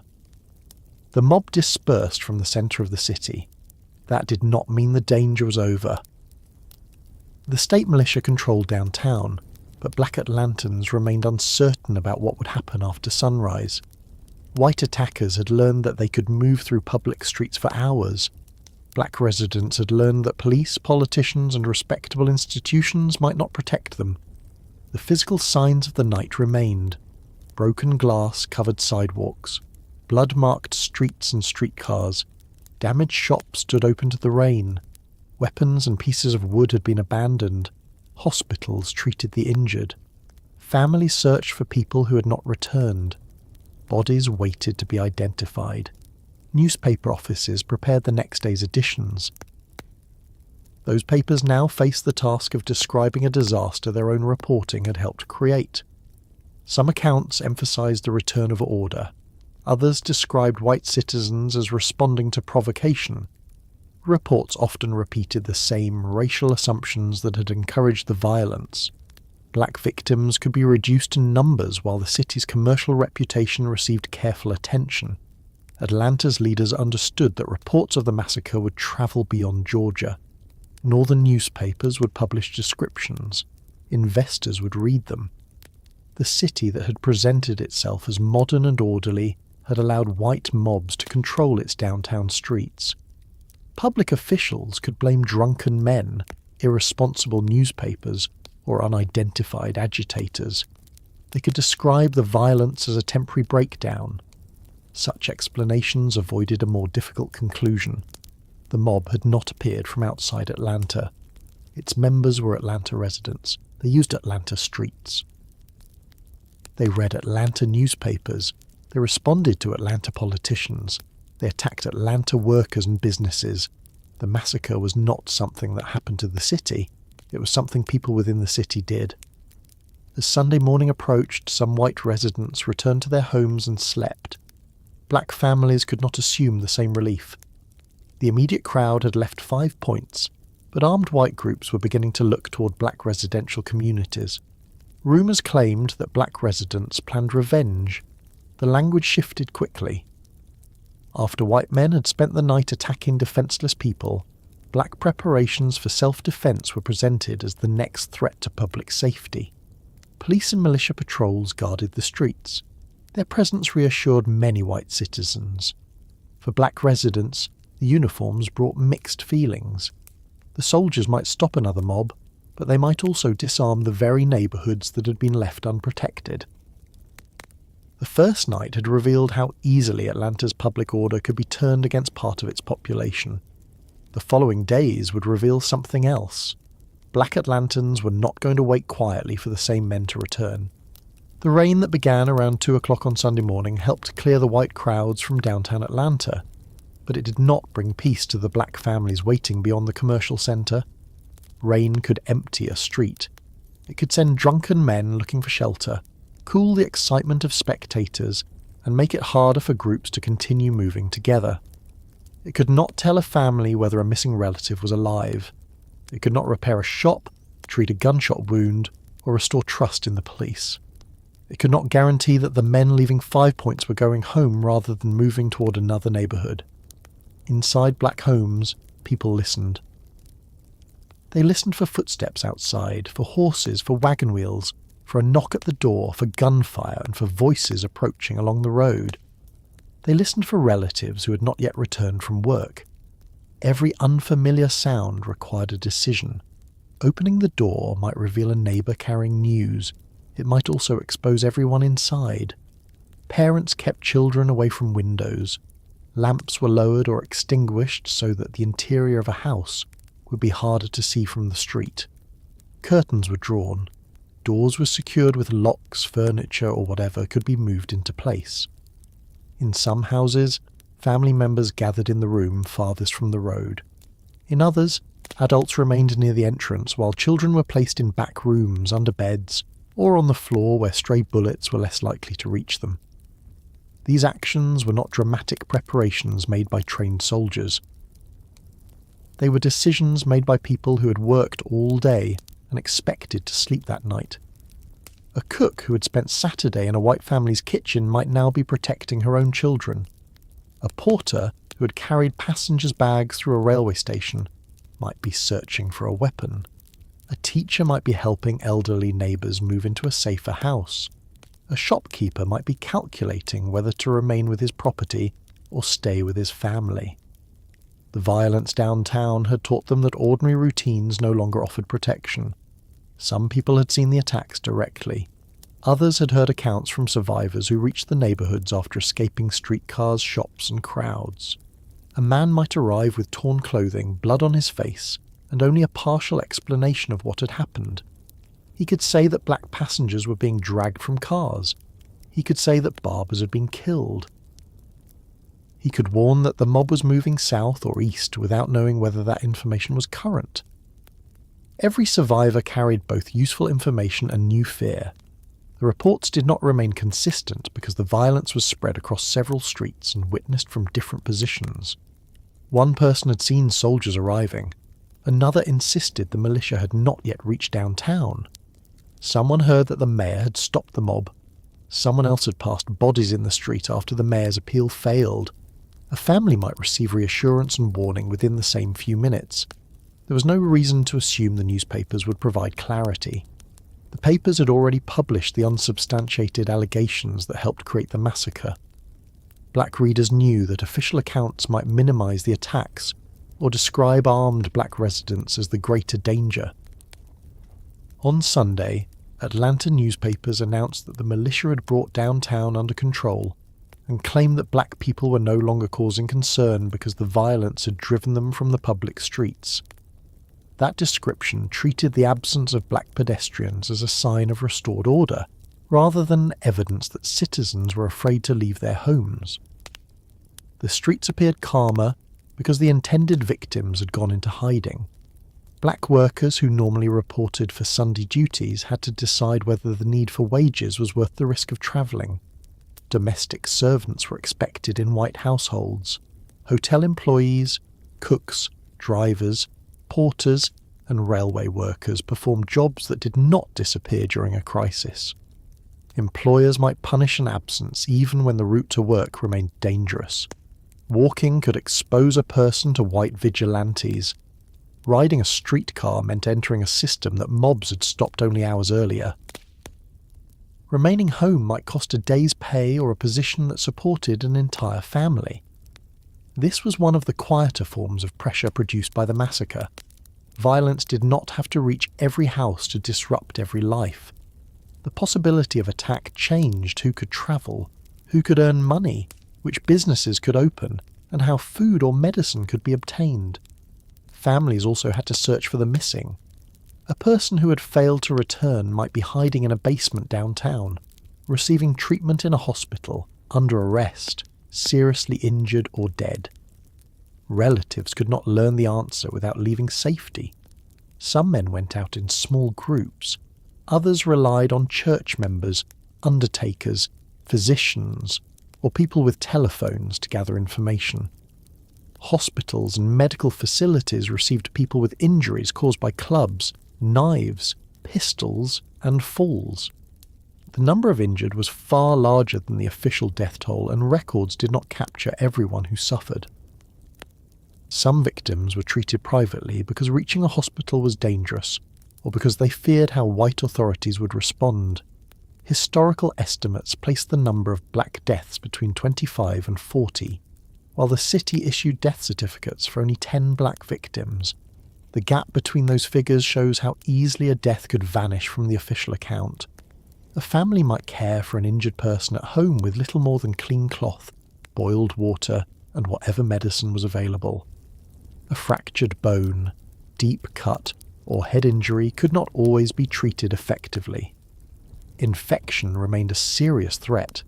Someone who survived the initial beating might deteriorate during the following days. The room around the injured person would remain tense. Speaking loudly might attract attention.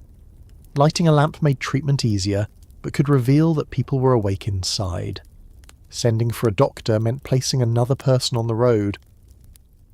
The family had to balance medical need against physical security.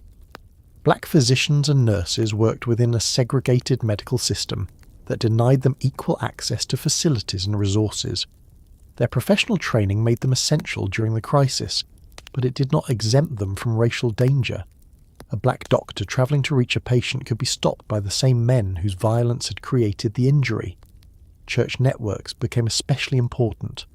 A congregation was not only a collection of people who met once a week, it provided communication, trusted leadership, and practical assistance. Ministers, deacons, and members could identify families needing shelter, collect news of the missing, and organise help for the injured. A church building might offer a larger gathering place, but assembling many people in one location could also make them vulnerable if a white mob learned where they were. The safety of any refuge depended on secrecy, numbers, and the willingness to defend it.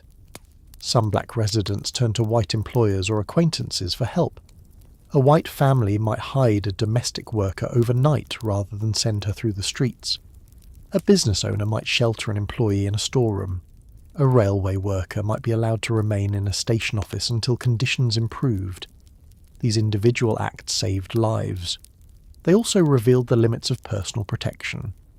A black person's safety could depend on whether a white citizen was willing to claim him as an employee, servant, or acquaintance. Even then, the protection might last only while he remained inside that person's property. It did not create equal rights in the street. Black Atlantans could not build their defence around the hope that every threatening group would contain a sympathetic white person. Weapons were gathered quietly. Pistols, shotguns, and rifles were taken from hiding places, borrowed from neighbours, or purchased wherever possible. Ammunition was counted. Men who knew how to shoot explained where to stand and when not to fire. They understood that a single careless shot could be used as proof that black neighbourhoods were planning an uprising. The purpose was to prevent white attackers from entering homes. That distinction would soon be blurred in official reports.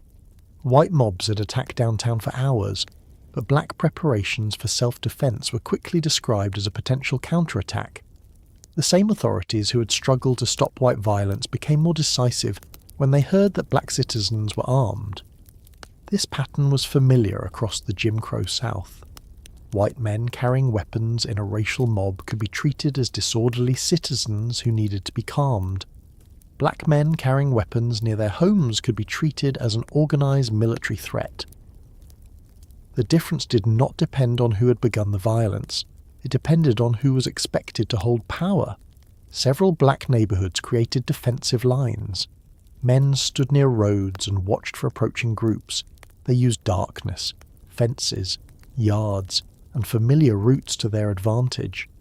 A resident knew which path led behind a house, where a road narrowed, and which neighbours had firearms. An invading group did not know the ground as well. In some areas, these preparations worked. White vigilantes attempted to enter black neighbourhoods but were turned away by armed residents.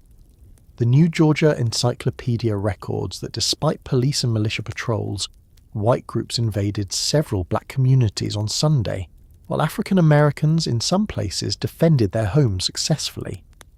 The defence did not require a large battle. The sight of armed men waiting in organised positions could persuade a group to choose an easier target. A warning shot might stop an approach. The knowledge that residents intended to shoot back changed the calculation of attackers accustomed to striking isolated and unarmed people. That protection carried a cost. The men standing outside could not sleep. Their families waited behind them. Every distant movement had to be examined. They could not know whether the approaching figures were neighbours, police officers, militia troops, or vigilantes. Firing too soon could kill an innocent person. Waiting too long could allow attackers to reach the houses. The responsibility was immediate, and there was little reliable information on which to act. One of the young people watching these preparations was Walter Francis White. Walter was 13 years old and lived with his family in a black middle-class neighbourhood. His appearance was unusually light. He had blonde hair, blue eyes, and skin pale enough that white strangers often assumed he was white. His parents, George and Madeline White, were black, educated, and active in their community. They had built a stable home in Atlanta, but the mob did not recognise education, respectability, or property ownership as protection. In his later memoir, Walter White recalled standing near his father as white men approached the neighbourhood. Because the attackers did not realise he was black, he could hear their remarks without being recognised as one of the people they intended to harm. He later described the massacre as a defining experience that shaped his commitment to fighting racial violence. He would eventually become a major leader of the National Association for the Advancement of Coloured People and investigate lynchings across the United States. For the moment, he was still a boy watching adults prepare for an attack. A child in that position learned several things at once. He learned that the family home could become a target. He learned that his father might have to kill or be killed to protect it. He learned that the people approaching believed their violence was justified. He learned that his physical appearance could place him temporarily outside the category into which they had placed his family. The experience did not end when the men turned away. Fear continued after the immediate threat passed because no one knew whether another group would follow. Children absorbed that uncertainty even when adults tried to speak calmly.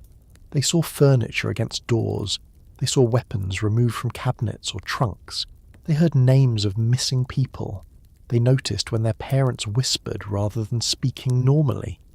Some children were told to remain silent for hours. A baby's cry could not be controlled by explanation. A mother holding an infant might move farther into the house, cover windows more carefully, or try to calm the child while listening for footsteps outside. Older siblings could be given responsibility for keeping younger children together. The family routines of bedtime became secondary. No one worried about whether a child had properly prepared for sleep. Clothing remained on in case everyone had to move quickly. Shoes were kept nearby. Food might be eaten cold because cooking produced light smell and movement. Water was rationed because walking to an outdoor pump or well could be unsafe. Even the need to use a privy created danger if it required leaving the house. The physical details of remaining hidden are easy to overlook. Fear did not remove hunger, thirst, pain, fatigue, or the needs of children. It made each ordinary need harder to meet. A family with relatives living nearby might want to combine households. More people offered greater defence and reassurance, but reaching the other house required crossing open ground. Someone had to decide whether moving at night was safer than remaining separated. Neighbours sent messages through people who knew back routes. A boy might be told to run from one yard to another without entering the street. A trusted adult could move along alleys, behind fences, or beside railway tracks. Every trip carried the possibility of being noticed. The darkness that frightened families also offered cover. White vigilantes unfamiliar with a neighbourhood could not see every doorway or path. Black residents knew where to hide and how to move between properties. Lights were kept low, and people watched from places where they were difficult to see. Downtown, electric illumination had helped the mob identify victims. In the neighbourhoods, darkness could protect them. Still, it could also hide attackers. The sound of a group approaching might be heard before anyone could see how many people were coming, or whether they were armed. A dog barking several houses away could indicate movement or nothing at all. Someone might remain tense for an hour because of a noise that never returned. Fear expands uncertainty. A person stops responding only to what is happening and begins responding to everything that might happen. Sunday morning did not reset the city. Sunrise revealed damaged businesses and streets, but it did not restore the assumption that daylight was safer. White vigilante groups continued moving into black areas despite the presence of police and militia patrols. Some intended to continue the attacks. Others claimed they were investigating rumours of black weapons or plans for revenge. Those rumours served the same purpose as the earlier newspaper allegations. They made white aggression appear preventive. A group of armed white men entering a black neighbourhood could describe itself as protecting the city from an uprising. Black residents waiting beside their homes could be described as rebels. The direction of the original attack was reversed through language. City authorities focused heavily on preventing what they called retaliation. This concern was not entirely imaginary. Black people were angry, and some were prepared to defend themselves. But officials often treated the possibility of black counter-violence more seriously than the white violence that had already occurred. The militia guarded white property and patrolled important streets. Black residents could not be certain whether soldiers would stop vigilantes, disarm defenders, or arrest everyone present. The uniform represented state power, but the state itself enforced segregation and disfranchisement. A black homeowner ordered to surrender his gun faced a difficult choice. Compliance might leave his family defenseless. Refusal could lead to arrest or death. The authorities offered protection only if he accepted their judgment about when he was allowed to protect himself. For many white Atlantans, Sunday was a day of public concern about the city's reputation. Churches held services, ministers addressed the violence, officials and business leaders discussed how to restore order. Newspapers began distancing themselves from the mob's excesses. White citizens who had tolerated or encouraged racial agitation could now present themselves as supporters of peace. Black Atlantans experienced the same Sunday differently. They were identifying bodies, they were treating wounds, they were searching for relatives, they were guarding roads, they were deciding whether to bury the dead quickly, they were calculating how long food would last if businesses remained closed. They were listening to white leaders call for calm without knowing whether those calls would protect them. The difference between these two experiences shaped what followed. White civic leaders wanted the crisis to end because it threatened Atlanta's commercial image. Black residents wanted the attacks to end because their lives were in danger. Those aims could overlap, but they were not the same. A restored business district could satisfy city leaders even if the fear inside black neighbourhoods remained. The situation became more dangerous as rumours shifted toward Brownsville. Brownsville lay about 2 miles south of downtown and was home to a substantial black community. Clark College and Gammon Theological Seminary were located there. The neighbourhood included educated residents, workers, families, and religious institutions. Its population had reasons to believe that white attackers might see it as an attractive target. Reports circulated that black men in Brownsville were heavily armed. That was true in the limited sense that residents had gathered weapons after watching the city fail to protect black citizens. But white authorities interpreted the gathering as evidence of a planned counterattack. On Monday, September 24th, Fulton County Police moved toward Brownsville to conduct a raid. The people waiting there had spent more than a day hearing that white groups intended to invade. Police officers approaching with rifles did not necessarily look like rescuers. The officers believed they were entering an armed and hostile area. Both sides expected danger. The conditions for another exchange of gunfire were already in place. Before that confrontation began, the long night had accomplished something the downtown mob could not measure. It had changed the relationship between Black Atlanta and the city around it. People who had believed careful behaviour might protect them now knew that innocence was insufficient. People who had invested in businesses learned that property rights could disappear when a crowd arrived. People who had trusted professional status learned that a suit, a degree, or a respected name did not guarantee safety. Children learned that adults could not promise the police would come. Families learned that survival might depend on neighbours standing together with weapons. The rain had scattered one mob, but it had not removed the conditions that created it. Those conditions followed the survivors into Sunday, remained with them through another night, and gathered around Brownsville as police prepared to enter a community that had decided it could no longer remain unprotected. By Monday morning, September 24th, Atlanta was no longer the city it had been at the start of the weekend. State militia companies stood in streets where white mobs had attacked black citizens 2 nights earlier. Soldiers guarded intersections, watched streetcar lines, and protected buildings that city leaders considered important. Police carried rifles, business owners inspected broken windows, newspapers announced that order was returning. In black neighbourhoods, no one could be certain what that promise meant. The soldiers had arrived after hours of killing. Their uniforms represented the authority of Georgia, a state that enforced segregation, restricted black voting, and rarely punished white men for racial violence. The troops might prevent another mob from entering a neighbourhood. They might also search homes, seize weapons, or arrest the residents who had armed themselves because the city had failed to protect them. For black Atlantans, the question was not simply whether the government had returned, it was whose safety the government intended to secure. The militia's presence in downtown Atlanta helped stop large crowds from gathering openly. Streetcar service had been interrupted during the worst of the violence, and patrols reduced the opportunity for attackers to drag black passengers from the cars.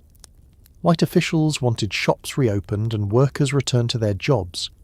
Atlanta's commercial leaders understood that each additional day of violence increased the damage to the city's reputation.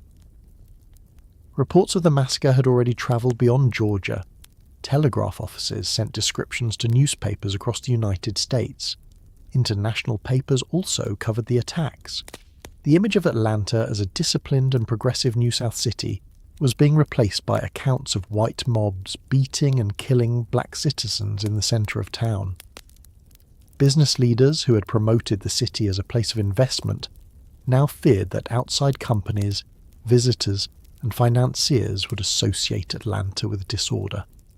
Their concern helped produce a stronger official response. That response came too late for the dead and injured. It also concentrated quickly on the possibility that black residents might retaliate.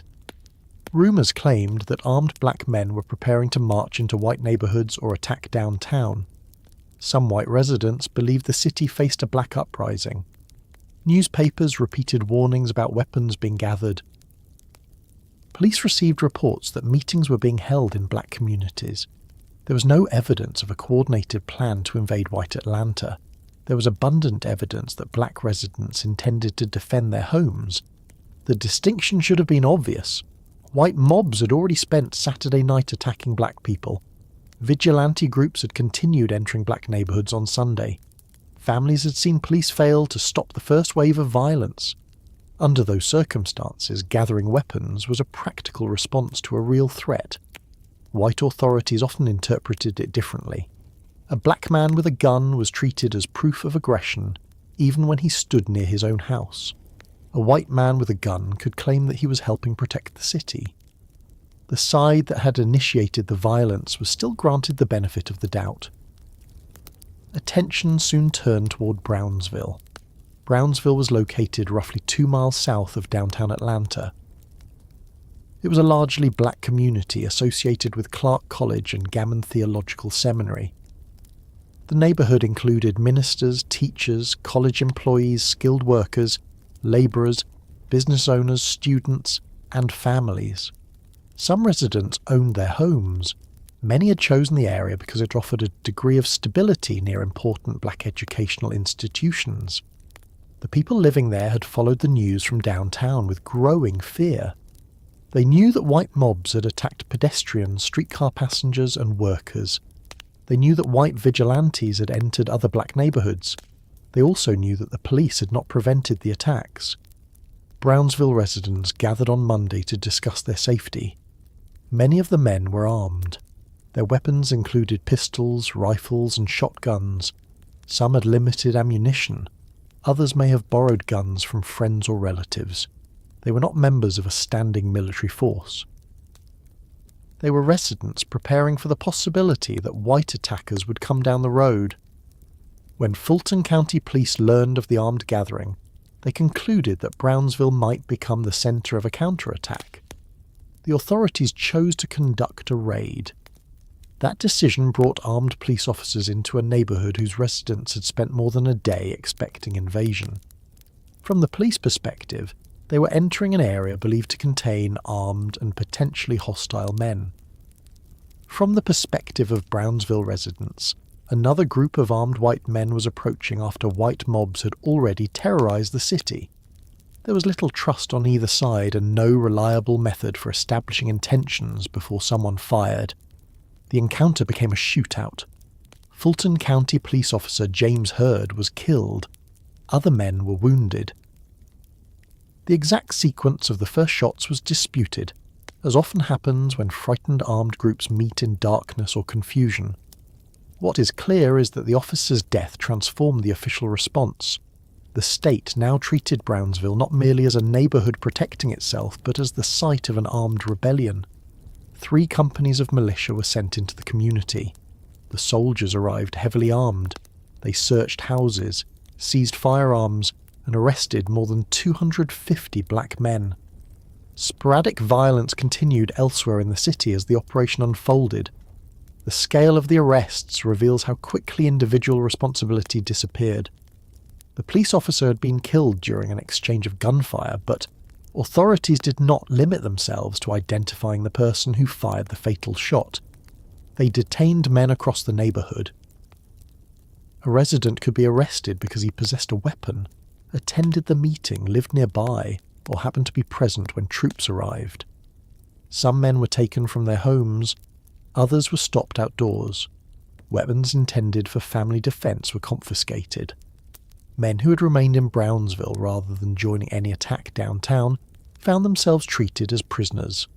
The operation changed the balance of safety in the neighborhood. Once the militia removed weapons and arrested hundreds of men, families had fewer people available to guard houses, care for children, locate food, or help injured neighbors. The state claimed to be restoring order, but its actions left many black households more vulnerable. Women watched husbands, brothers, fathers, and sons taken away. They did not know how long the men would be held or what charges would be filed. They had no guarantee that those arrested would be treated safely in custody. Jail cells could be dangerous during periods of mob violence.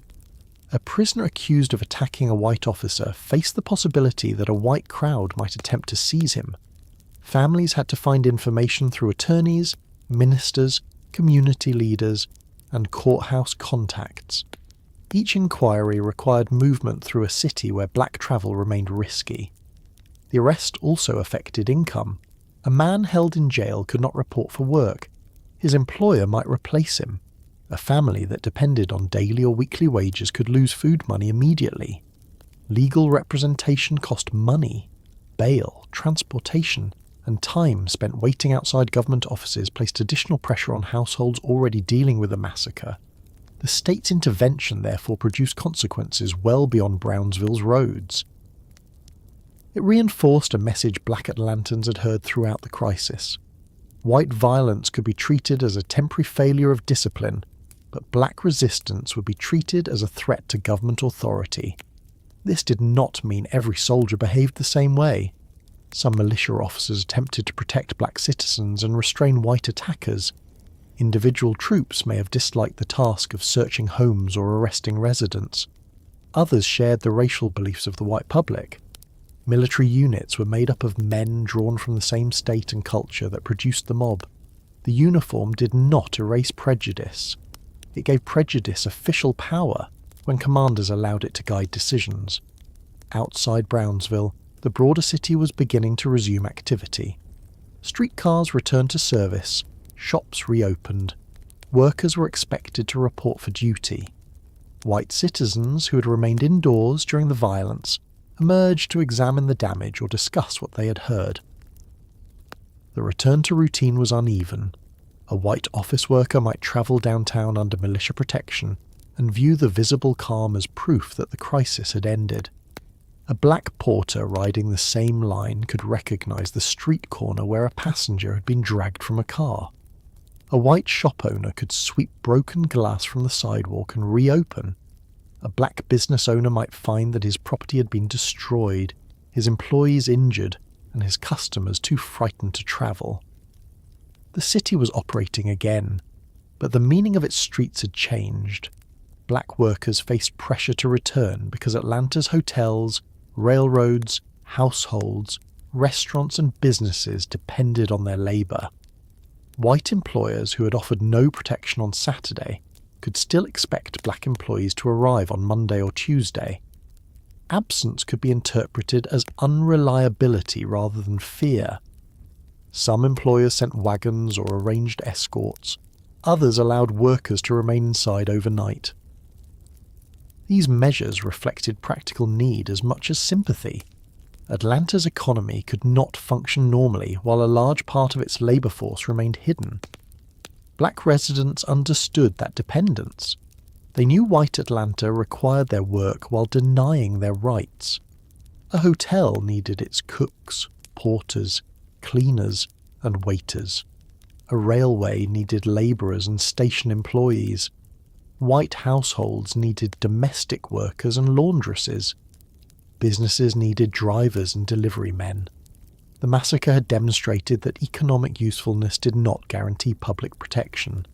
That realization changed how many black Atlantans thought about cooperation with white leaders. During the days following the violence, prominent white businessmen, ministers, editors, and public officials called for calm. They wanted white vigilantes to stop gathering. They urged black residents not to retaliate. They arranged meetings with black ministers, educators, and business leaders. These discussions were presented as efforts at racial cooperation. The meetings had immediate value. Communication could reduce rumours. Black leaders could demand patrols in threatened areas. White leaders could use their influence to discourage further attacks. Arrangements could be made for workers to travel safely. Families might receive information about prisoners or injured people. But the meetings also reflected unequal power. White leaders often selected the black representatives they considered respectable and moderate. They preferred ministers, college presidents, successful business owners, and professionals who could reassure white citizens that black Atlanta would remain orderly. Working-class black residents, domestic workers, saloon customers, labourers, and young men from poorer districts had less opportunity to shape these discussions. Their experiences were sometimes treated as problems to be managed rather than voices to be heard. The black elite faced a painful calculation. Refusing to cooperate could leave the community without any influence over the city's response. Cooperating could require them to condemn black resistance more forcefully than white violence. They had to speak to white officials who controlled the police, courts, newspapers, and business networks. They also had to answer to black residents who had seen those institutions fail. A minister entering such a meeting might be asked to tell his congregation to surrender weapons. He could not honestly promise that the mob would not return. A black business leader might be encouraged to announce that workers were safe downtown. He knew that people had been killed there 2 nights earlier. A college president might be asked to discourage students from gathering. He knew that armed white men had threatened neighbourhoods near the schools. Their public language had to be careful because a sentence interpreted as support for retaliation could place the entire community in greater danger. White leaders faced fewer risks. They could call for moderation without admitting how political campaigns, segregation, and newspaper reporting had created the crisis. They could speak of responsibility on both sides, even though the massacre had begun as a white attack against black citizens. They could describe the violence as the work of a criminal element, rather than confront the number of ordinary white residents who had watched, encouraged, or participated.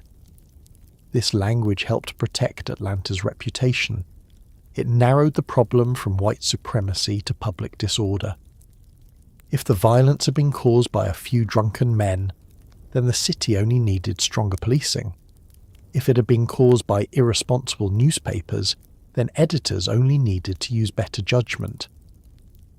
If it had been caused by racial misunderstanding, then leaders from both races only needed to communicate.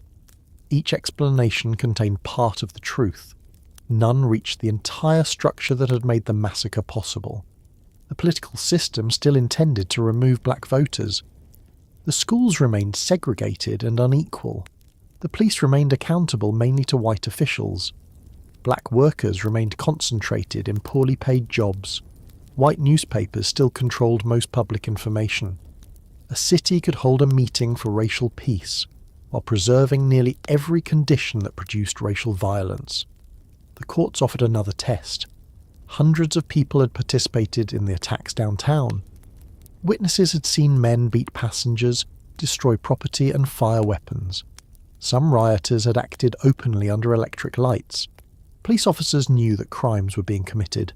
Few white attackers faced serious punishment. Arrests were made during and after the massacre, but prosecutions did not match the scale of the violence. Identifying individual attackers could be difficult, especially when witnesses were afraid or when police had failed to record events carefully.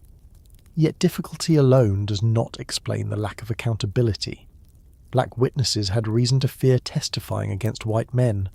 A witness might lose employment, face retaliation, or be accused of lying. White juries were unlikely to treat black testimony as equal to white testimony. Prosecutors faced little political pressure to pursue cases aggressively. The victims' families lacked the influence available to white citizens. The absence of punishment communicated that mob violence remained an effective tool. A man considering joining a future racial attack could look at Atlanta and see little reason to expect a long prison sentence. Public officials might condemn him after the fact, but condemnation was not the same as conviction. The Fulton County Grand Jury investigated the massacre and criticized the newspapers for contributing to the violence, singling out the Atlanta news. The finding acknowledged that sensational reports and inflammatory language had helped mobilize the mob. That criticism was significant, but it did not restore the dead or remove the political rewards of race baiting. Hoke Smith had won the governorship after campaigning for black disfranchisement. In the aftermath of the massacre, Georgia continued moving towards stronger restrictions on black voting. By 1908, a constitutional amendment established additional voting qualifications designed to disfranchise black citizens, while allowing many white voters to remain eligible through exceptions and selective enforcement. The violence and the political campaign belonged to the same process. Black political power was first described as dangerous. White fear was intensified. Violence demonstrated the cost of visible resistance. Law then formalised exclusion. Prohibition also gained support after the massacre. White reformers had repeatedly associated black saloons with crime and sexual danger. Statewide prohibition became law soon afterward. The measure affected the entire population, but the campaign surrounding it had often used black establishments as symbols of disorder. Closing saloons could be presented as a moral reform. It also weakened some black businesses and gathering places. The crisis changed black political thought beyond Atlanta. Booker T. Washington was one of the most influential black leaders in the United States. He had argued that black Americans should concentrate on education, industrial training, property ownership, and economic development, while avoiding direct confrontation over some political and social rights. He believed that achievement and usefulness could gradually reduce white hostility. Atlanta had offered evidence for that strategy. Black citizens had built colleges, businesses, churches, and professional institutions. They had demonstrated discipline, skill, and economic value. The mob attacked them anyway. For many black observers, the massacre exposed the limits of accommodation. A successful business could be destroyed. An educated family could be threatened. A man who avoided politics could still be beaten on a streetcar.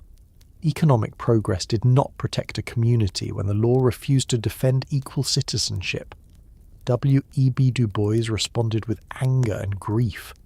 He had taught at Atlanta University and knew the city's black institutions well.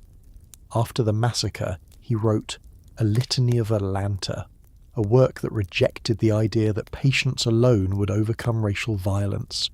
The massacre strengthened arguments for organised protest, voting rights, legal challenges, and direct opposition to lynching and segregation. The difference between accommodation and protest was not a simple choice between fear and courage. Black leaders faced real dangers. Speaking openly could lead to job loss, arrest, or violence. Remaining quiet could allow injustice to continue. Building businesses created independence but also visibility. Demanding rights could mobilize supporters but provoke white retaliation. Every strategy carried a cost imposed by white supremacy. Walter White would eventually choose a life of direct investigation and national advocacy. The boy who had watched armed men approach his Atlanta neighborhood grew into an adult who entered communities after lynchings, interviewed witnesses, and gathered evidence. Because many site people assumed he was white, he could sometimes enter dangerous spaces and hear conversations that would have been closed to other black investigators. The massacre did not determine every part of his life, but it gave him a clear understanding of what racial hatred could do when supported by rumour and protected by silence. Other survivors made quieter decisions. Some families left Atlanta. The number who departed immediately is difficult to establish, but the massacre contributed to a broader loss of confidence. A person who had moved from rural Georgia, believing the city offered greater safety, could reconsider that belief. Northern and western cities were far from free of racism, but letters and newspaper reports described jobs, political opportunities, and communities beyond the South. The large movement known as the Great Migration would accelerate after the First World War, when millions of black Southerners left for cities such as Chicago, Detroit, Cleveland, Philadelphia, and New York. The Atlanta massacre occurred before that mass departure, but it belonged to the history that made migration appear necessary. Black Georgians faced segregation, disfranchisement, lynching, and large-scale racial violence with little expectation of federal protection. Others remained and rebuilt. A damaged barbershop could be repaired. A business could reopen under a new sign. Churches could raise money for families. Colleges could continue classes. Insurance organizations could help with burial costs. Neighbors could care for children whose parents had been injured or arrested. This rebuilding should not be mistaken for acceptance.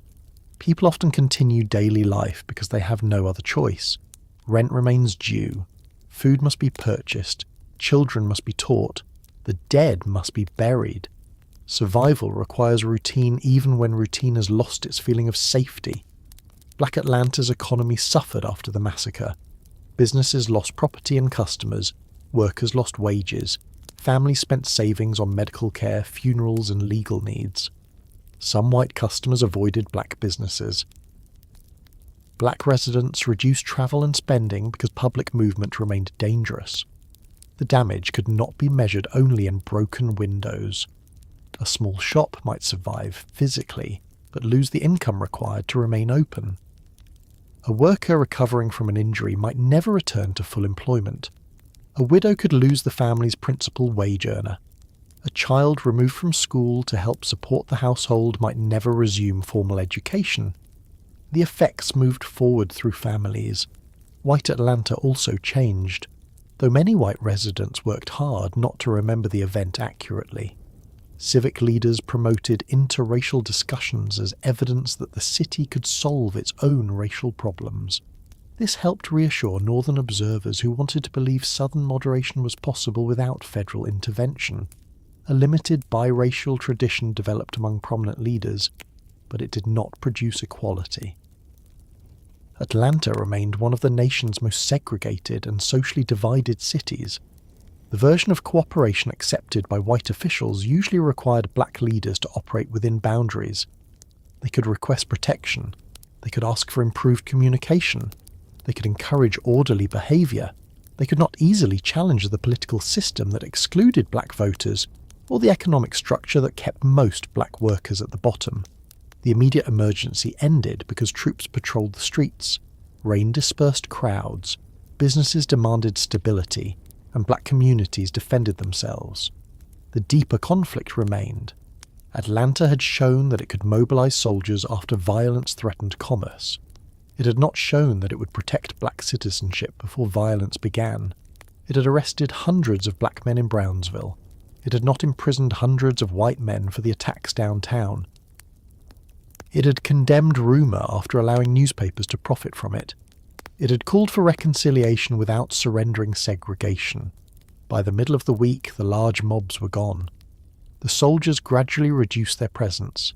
Streetcars ran, shops opened, and newspapers turned toward news stories. Families in Black Atlanta could not move on so quickly. They still carried injuries. They still counted lost wages. They still waited for arrested men to return. They still repaired homes and businesses. They still remembered which neighbours had stood guard, and which officials had arrived only after the killing. The public crisis was ending, but the private consequences were beginning to settle into daily life. Those consequences would shape where people lived, whom they trusted, how they understood political leadership, and what they taught their children about the city beyond their doors. When the soldiers withdrew and the streets returned to their usual traffic, the people who had survived the massacre still had to decide how to live in Atlanta. The city did not pause for them. Streetcars continued running. Trains arrived at the terminal. Hotels expected rooms to be cleaned and meals to be served. White families expected domestic workers to appear at their doors. Factory whistles marked the beginning and end of shifts. Merchants reopened their shops. Newspapers moved on to elections, court cases, business announcements, and other crimes. Black families could not move on at the same speed. Some were preparing funerals, others were sitting beside injured relatives. Men arrested in Brownsville were trying to return home or clear their names. Business owners were assessing property damage. Workers were explaining absences to employers who may have shown little concern for the danger they had faced. Parents were answering questions from children who had spent the weekend hiding from armed strangers. The massacre remained present even when no crowd could be seen. A person who had once boarded a streetcar without hesitation might now study the other passengers before taking a seat. Someone walking through 5 Points could remember where a body had fallen. A shopkeeper hearing a group of white men arguing outside might lock the door before learning what the argument was about. These reactions did not require constant panic. Most survivors still had work to do and families to support. They learned to function while paying closer attention to danger. The change might appear in small habits. A worker chose an earlier streetcar to avoid travelling after dark. A mother asked her son to come directly home instead of stopping with friends. A businessman no longer remained alone in his office at night. Families shared information about which streets felt safe. Neighbours arranged signals for warning one another. A weapon stayed within reach. Children were taught not to respond when white strangers insulted them, not because the insult was acceptable, but because their parents had seen how quickly a confrontation could become deadly. The massacre gave new weight to advice that black parents had already been forced to give. Be careful where you stand, watch how you speak, do not travel alone when you can avoid it, know which businesses will allow you inside. Remember that a police officer may not see the situation as you do. These instructions were part of survival under Jim Crow. After September 1906, they were supported by recent evidence from the centre of Atlanta. The dead left gaps that official records did not describe. A death certificate could list a name, age, occupation, and cause of death. It could not show how many people depended on the victim's wages. It did not record who had to leave school, who moved into another household, or who lost a home because rent could no longer be paid. A labourer killed downtown might have supported a wife, children, parents, or younger siblings. His income may have been small, but removing it could place an entire family in immediate danger. Black families had limited access to banks, insurance, public relief, and well-paid employment. Savings could disappear quickly through burial expenses and unpaid bills. A widow often faced restricted choices. Domestic service might be available, but it required long hours away from home.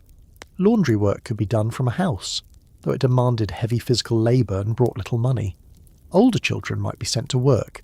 Relatives could take in the family, increasing the number of people supported by another modest income. Churches and mutual aid societies provided help, but their resources were not unlimited. A community injured across several days had many households requesting assistance at once. The loss of one person moved through the whole network. A church lost a member, an employer lost a worker, a neighbourhood lost someone who repaired roofs, delivered coal, taught children, cared for the sick, or helped families during funerals. Friends lost a person whose name might never appear in a history book. The uncertainty surrounding the death toll made those losses harder to acknowledge publicly. Atlanta's coroner issued death certificates for only 10 black victims, while historical estimates commonly place the number killed between 25 and 40. Official records therefore captured only part of the disaster. Some deaths may have been misclassified. A person injured during the massacre could die later from infection or internal injuries. Families may have buried relatives without attracting attention. Migrants and labourers living in boarding houses could disappear without leaving the records expected of property owners or established professionals. More than a century later, researchers were still identifying victims. In 2023, records confirmed that 25-year-old Stinson Ferguson and 13-year-old Marshall Carter had died on September 22, 1906, adding their names to the known victims. Their death documents had marked the cause with the word riot, a label that preserved the city's preferred description while revealing little about the white mobs that killed them. Their identification shows what historical forgetting does to a family. For decades, a descendant might know that an ancestor died violently, but lack confirmation of where or why.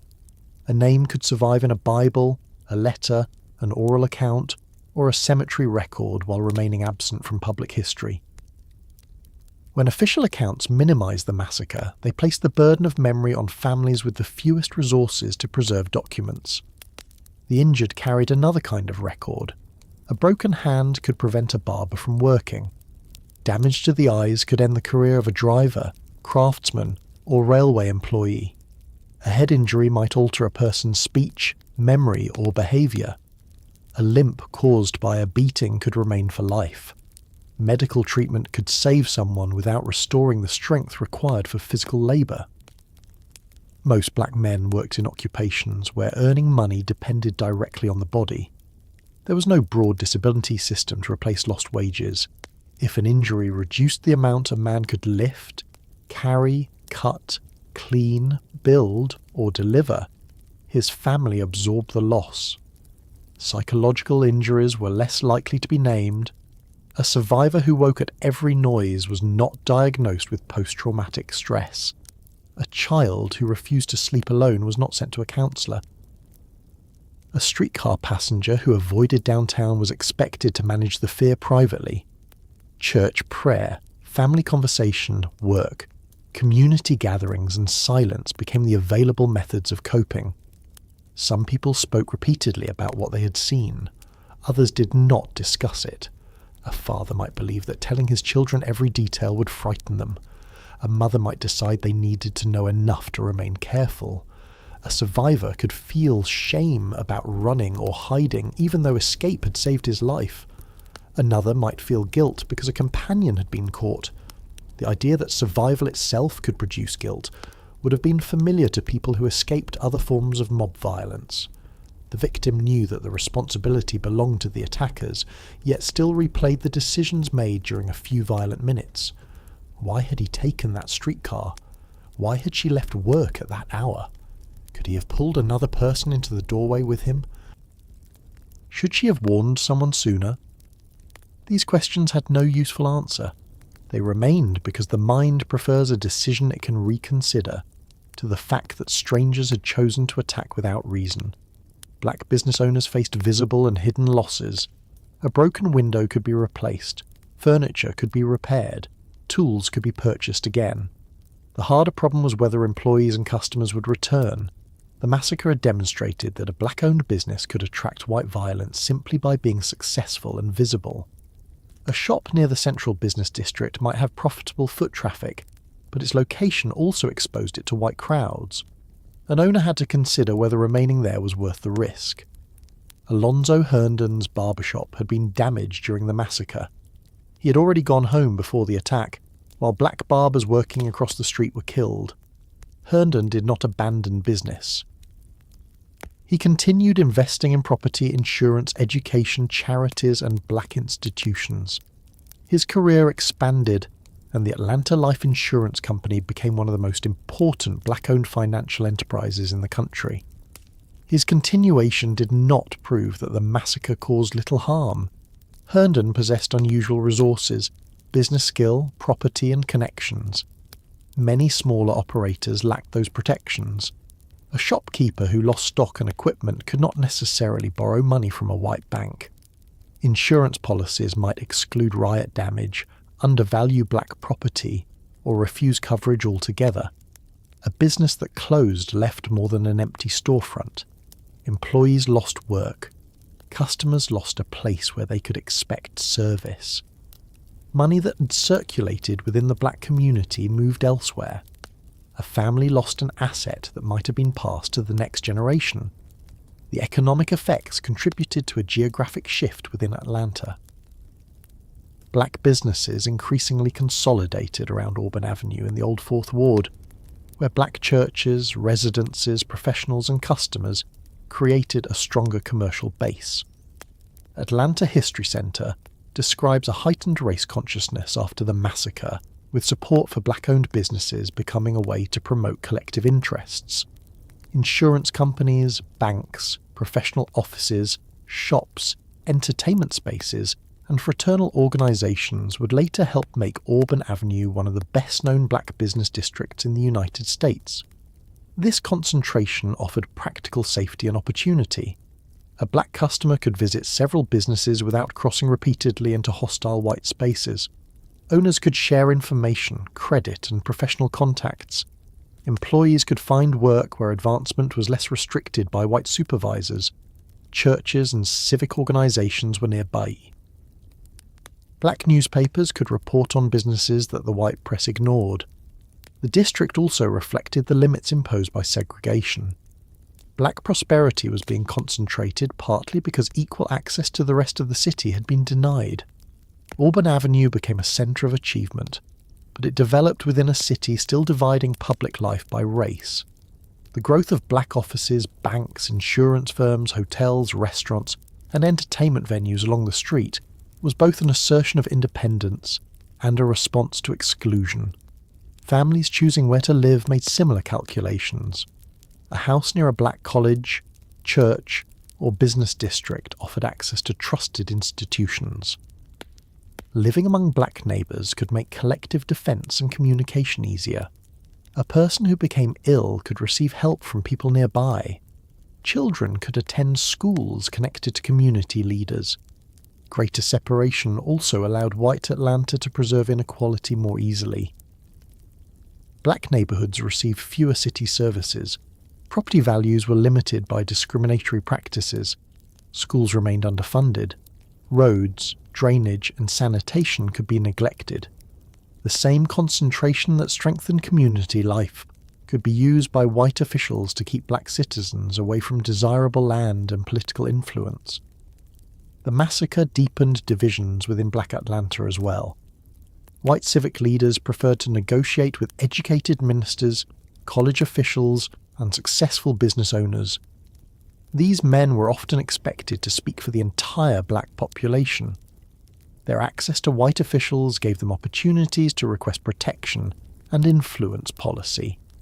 But it could also distance them from poorer residents. A professional man might believe that orderly behaviour and economic progress were the best defences against future violence. A labourer who had watched respectable barbers murdered could doubt that respectability offered any defence. A minister might urge his congregation to avoid saloons and confrontations. A working man might hear that advice as blame directed toward the victims rather than the mob. A business owner could worry that open protest would provoke white customers and officials. A younger activist could conclude that silence had already failed.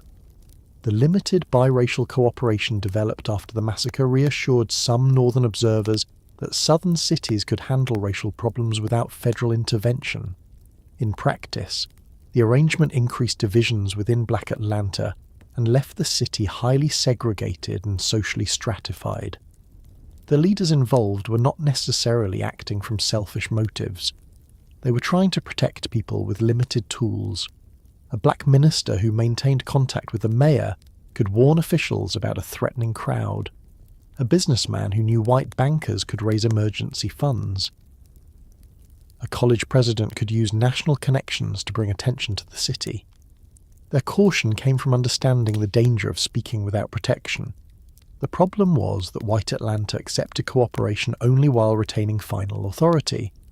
Black leaders could ask for fairness. They could not compel it. The massacre also changed the national debate over how black Americans should respond to white supremacy. Booker T. Washington had become the country's most influential black leader. By promoting industrial education, property ownership, business development, and gradual progress. His famous 1895 speech at the Cotton States and International Exposition in Atlanta had urged cooperation between the races in economic life, while avoiding an immediate direct challenge to segregation. Many black people admired Washington's ability to raise money and build Tuskegee Institute. His emphasis on practical training reflected real needs. Land, education, employment, and business ownership mattered greatly to families emerging from slavery. The massacre exposed a serious weakness in the belief that economic usefulness would eventually produce safety. Black Atlantans had done many of the things advocates of accommodation encouraged. They had built businesses, they had founded schools, they had purchased homes, they had developed trades, they had served white customers, they had created churches and charitable institutions. The mob still attacked them. The lesson was not that economic development had no value. It was that economic development without enforceable civil and political rights could be destroyed by people who faced no serious punishment. W. E. B. Du Bois had taught at Atlanta University and studied black life in the city. He rejected the idea that voting rights and equal treatment should be postponed. In response to the massacre, he wrote a litany of Atlanta, expressing anger at the violence and at a nation that allowed it. The event weakened accommodationist arguments among many black leaders and strengthened demands for organised protest, legal action, voting rights, and federal protection. Those arguments would help shape the emerging civil rights movement. The Niagara Movement, founded in 1905 by Du Bois and other activists, had already called for full civil liberties, equal economic opportunity, and an end to racial discrimination. The National Association for the Advancement of Coloured People was formed in 1909, partly in response to continuing racial violence across the United States. Atlanta would eventually develop its own NAACP branch. Walter White helped found it in 1916. He had been 13 during the massacre. His family home had been threatened, and the experience settled any uncertainty he might have felt about his racial identity. Though his light skin allowed him to be mistaken for white, he chose to identify openly as black. After graduating from Atlanta University, he entered business and civic work before becoming one of the NAACP's most important investigators and leaders. White's appearance gave him access to places that were closed to most black investigators. He could enter towns where lynchings had occurred and listen while white residents spoke freely around him. He interviewed witnesses, gathered names, examined local claims, and reported evidence to the NAACP. The work was extremely dangerous. Discovery could have led to his death. The boy who had heard white attackers speak outside his family's home became a man who used what strangers assumed about his appearance to expose racial violence. His life shows how a historical event can continue through a survivor without controlling every detail of that person's future. The massacre gave White a direct understanding of mob behaviour. He knew that attackers were not always strangers from a distant place. They could be neighbours, workers, shop customers, police supporters, and respected citizens. He knew that newspapers could turn rumours into permission. He knew that officials might restore order while avoiding responsibility. He knew that the public record could minimise what families remembered clearly. Those lessons became part of his national work. Other children affected by the massacre did not become prominent activists. Their names may not appear in surviving accounts, but their choices also shaped the future. A child who watched a parent hide from a mob might later leave Georgia. Another might remain and build a business on Auburn Avenue. Someone might become a teacher who warned students about the city's racial history. Someone else might avoid discussing the event entirely. Families often protect themselves through different uses of memory. One family tells the story repeatedly so that children understand what happened. Another mentions it only when danger seems close. A third avoids the subject because recalling it causes pain, or because speaking openly could attract trouble. Silence does not always mean forgetting. It can mean that the story is being carried privately. Migration offered one possible response. Some black residents left Atlanta after the violence. The exact number is uncertain, but historical accounts note that the massacre drove people from the city and depressed the black economy. The decision to leave could involve selling property at a loss, separating from relatives, and travelling toward a place known only through letters or newspaper advertisements. Northern cities did not offer racial equality. Black migrants encountered segregated housing, employment discrimination, hostile police, and racial violence in places such as Chicago, East St. Louis, and Detroit. Yet migration could offer higher wages, voting opportunities, larger black political organisations, and distance from the rural systems of Southern white control. The Atlanta massacre joined a larger body of evidence that encouraged migration. Between 1880 and 1930, lynch mobs killed more than 450 people in Georgia, most of them black. The Atlanta massacre and other episodes of large-scale racial violence showed that danger was not confined to isolated rural counties. A major city with colleges, businesses, newspapers, police, and national ambitions could also become the site of organised racial killing. When the Great Migration accelerated during and after the First World War, black Southerners carried stories like Atlanta's with them. A family leaving Georgia might explain the move through a factory job in Chicago, or a relative in Philadelphia. Behind that practical reason could be a deeper judgment that the South offered no dependable protection. Those who stayed made a different judgment. They may have lacked the money to leave. They may have owned property they refused to surrender. Their families, churches, and work were in Atlanta. They may have believed that leaving would hand the city entirely to the people who wanted them gone. Remaining was not proof that conditions had become acceptable. It could be an act of necessity, attachment, or resistance.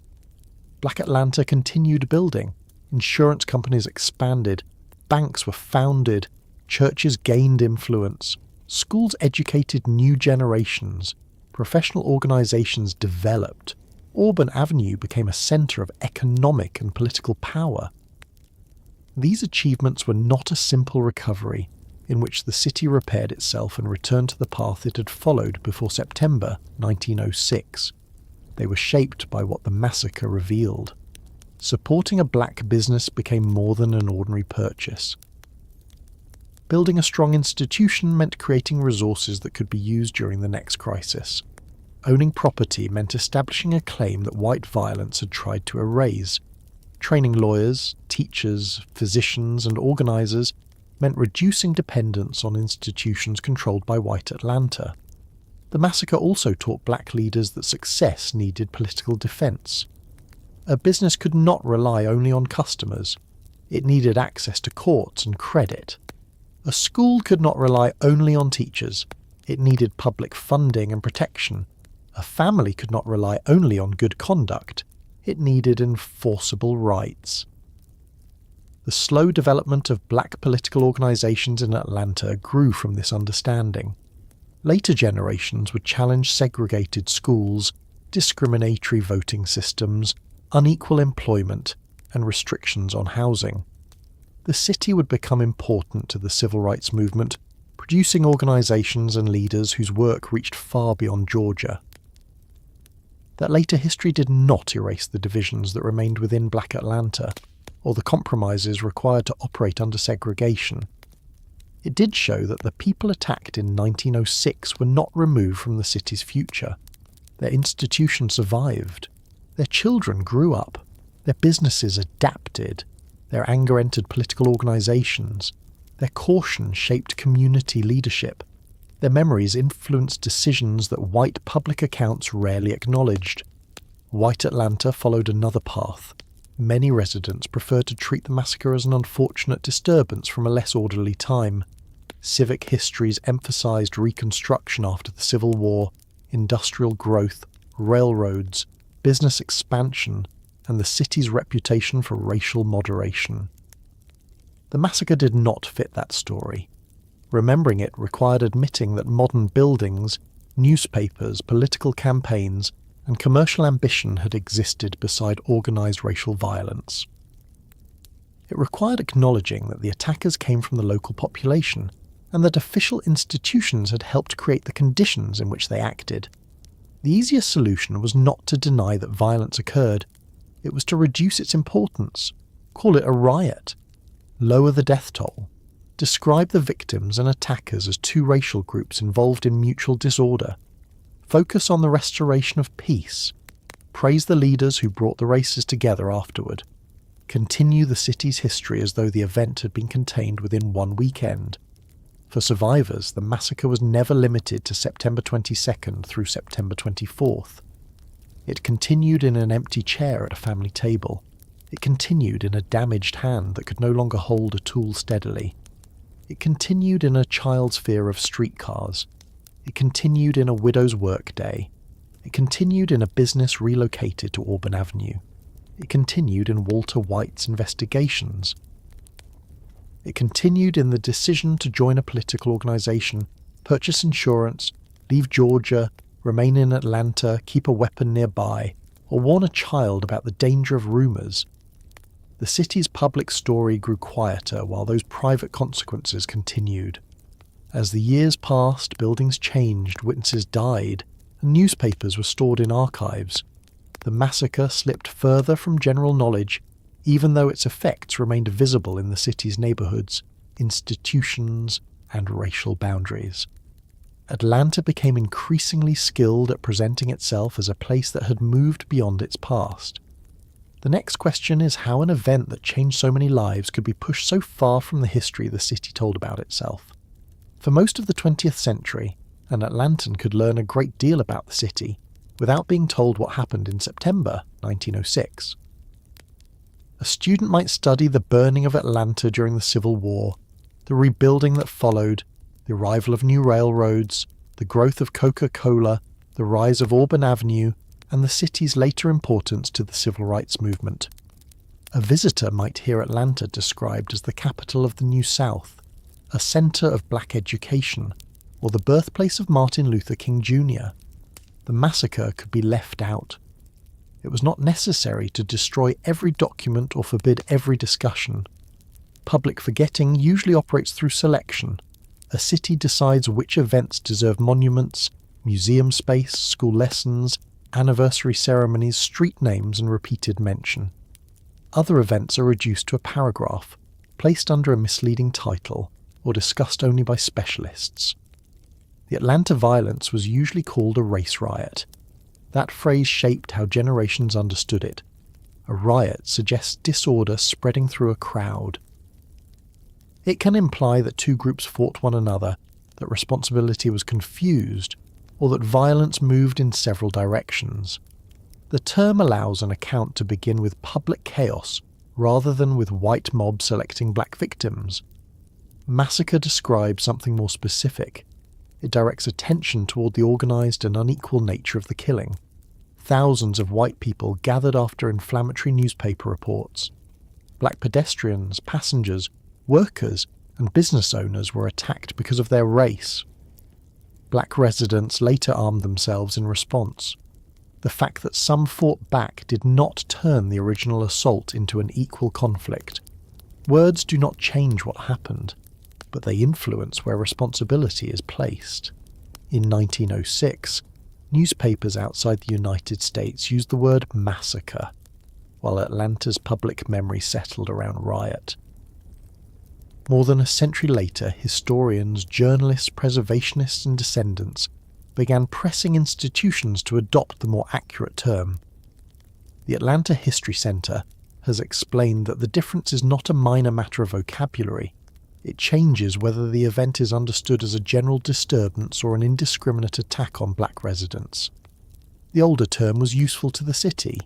Atlanta's business leaders wanted the violence to appear temporary and contained. They had spent decades presenting Atlanta as more progressive than other southern cities. The city was supposed to be practical, commercial, and moderate.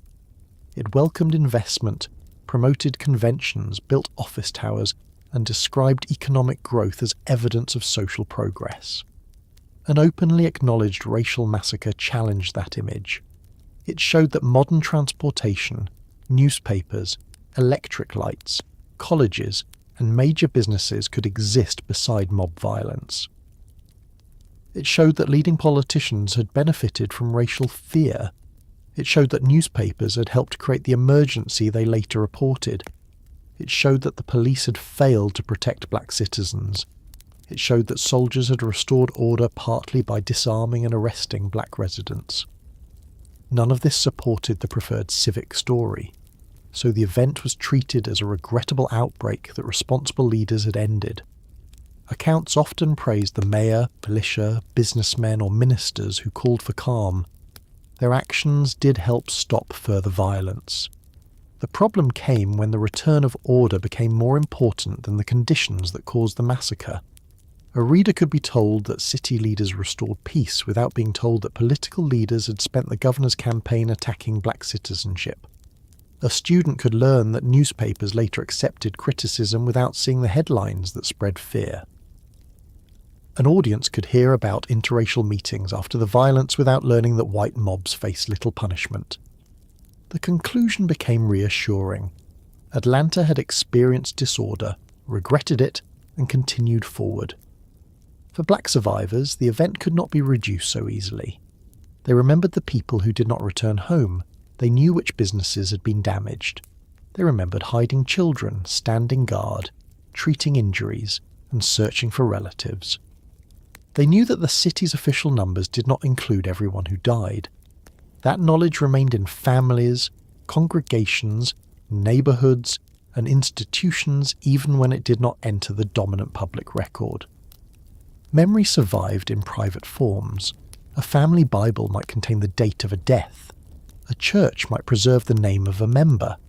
An undertaker's record could identify a burial. A descendant might repeat a story heard from a grandparent. A college archive might hold a letter describing the sound of gunfire or the arrival of soldiers. A photograph might show militia members standing in a street without explaining what had brought them there. These fragments required someone to recognize their importance and connect them. Many families lacked the resources to preserve papers across several generations. Documents were lost in moves, fires, demolitions, and deaths. Black neighborhoods were disrupted by road construction, urban renewal, segregation, and changing property values. The physical landscape that held the memory of 1906 was repeatedly altered. When a building disappears, the event connected to it becomes harder to imagine. A person passing a modern office, parking area, or highway entrance may have no reason to know that a black business once stood there, or that a mob moved along the same route. Atlanta changed rapidly during the 20th century. Auburn Avenue grew into a nationally important black commercial district. Black-owned banks, insurance companies, newspapers, hotels, shops, professional offices, and entertainment venues helped create what became known as Sweet Auburn. The district represented achievement under segregation, but its growth was also influenced by the danger black businesses had faced in white-controlled parts of downtown. That connection could be softened in later retellings. Sweet Auburn was celebrated as proof of black enterprise. It deserved that recognition. Yet presenting the district only as a success story left out the pressures that helped concentrate black business there. Black Atlantans built strong institutions because they possessed skill and ambition. They also built them because white institutions excluded them. They supported black insurance companies because white firms discriminated against them. They used black hotels and restaurants because white establishments refused equal service. They gathered around black churches because those buildings provided political and social space unavailable elsewhere. The massacre strengthened the need for these institutions while demonstrating how vulnerable they remained. As decades passed, Atlanta developed another reputation. During the middle of the 20th century, white business leaders increasingly presented the city as racially moderate. They contrasted Atlanta with southern communities known for spectacular resistance to civil rights. The phrase, "the city too busy to hate," became an important part of Atlanta's identity. The phrase suggested that commerce and practical leadership would restrain racial extremism. There was some truth behind the image. Atlanta developed channels of negotiation between black and white leaders. The city sometimes avoided the level of public confrontation seen elsewhere. Black political power increased, especially as voting rights expanded and the city's population changed. But the slogan also allowed Atlanta to distance itself from its own history. A city too busy to hate did not fit easily with a white mob killing black people downtown. The solution was to treat 1906 as belonging to an earlier Atlanta, separated from the modern city by time and progress. That separation was misleading. The racial geography of 20th century Atlanta did not appear by accident. Segregated neighborhoods, unequal schools, limited employment, discriminatory lending, and restricted political participation developed from the same system that shaped the massacre. The forms changed. A mob did not have to remain in the street for inequality to continue. Government decisions could determine where highways were built. Banks could determine which families received loans. School boards could allocate resources unequally. Real estate practices could restrict where black families purchased homes. Police departments could enforce different expectations in different neighborhoods. These actions were less visible than Saturday night violence, but they influenced generations. Remembering the massacre required connecting the dramatic event to the ordinary structure around it. That work began before the 21st century. Historians such as David Fort Goldschalk, Mark Bauerlein, and others studied the massacre in detail. Researchers examined newspapers, government reports, death certificates, photographs, letters, and personal accounts. Earlier scholars, including W. E. B. Du Bois, had preserved contemporary responses and placed the violence within the wider attack on black citizenship. Local historians and institutions also worked to make the event more visible. The massacre's centennial in 2006 created a major opportunity for public discussion. Conferences, lectures, exhibitions, performances, articles, and community events revisited the violence 100 years after it occurred. The anniversary encouraged Atlantans to ask why an event of such importance remained unfamiliar to so many residents. A centennial can attract attention because the date appears significant. It does not guarantee that attention will last. After the program's end, the question becomes whether the event enters school curricula, public tours, permanent exhibitions, historical markers, and everyday understanding. Without those changes, remembrance can become another temporary ceremony. The work continued. The Atlanta History Center placed the massacre within exhibitions and educational material. The New Georgia Encyclopedia maintained a detailed public account. University researchers and local archives made primary sources easier to find. Digital collections allowed photographs and documents to reach people who might never visit an archive. Community groups pushed beyond academic discussion. The Fulton County Remembrance Coalition worked with descendants, historians, activists, preservationists, and organizations seeking to identify victims and mark sites connected to racial terror. Journalist and preservationist Anne Hill Bond became a leading voice in the effort to replace riot with massacre and to give the victims greater public recognition. This change in terminology did not happen because historians suddenly discovered that white mobs had attacked black citizens. The basic direction of the violence had long been known. The change happened because people challenged the language institutions had inherited. That challenge required persistence. Official names become embedded in library catalogues, historical markers, newspaper archives, classroom materials, and public speeches. Changing them can meet resistance from people who believe the older term is traditional or neutral. Tradition is not the same as accuracy. A term used for a century may reveal how an event was minimised for a century. The movement to say massacre also encouraged researchers to examine the victims as individuals. Death totals are necessary, but a number cannot replace names. For many years, even the number remained uncertain. Atlanta's official count listed 10 black victims and 2 white victims. Other contemporary and later accounts indicated that many more black people were killed. Modern historians generally estimate that at least 25 black people died, with some estimates reaching 40. The difference is not simply the result of old record keeping, it reflects whose deaths the city counted carefully. Poor black labourers, migrants, and people living in boarding houses could disappear from records more easily than prominent citizens. A wounded person might die after the main period of violence. A family might avoid official attention. A body might be identified incorrectly or buried before a complete investigation. Researchers continue looking through death certificates, cemetery records, newspapers, family histories, and genealogical sources. In 2023, Stinson Ferguson and 13-year-old Marshall Carter were publicly identified as additional victims through Fulton County death records. Their names had survived in documents for more than a century without being fully connected to the massacre's known list of dead. Consider what that means. A child was killed in 1906. Atlanta passed through 2 world wars, the Great Depression, the Civil Rights Movement, suburban expansion, the 1996 Olympic Games, and enormous demographic change before his name received wider public recognition as a victim. The delay did not make his life less important. It demonstrated how incomplete public memory had been. Naming victims changes the way a massacre is understood.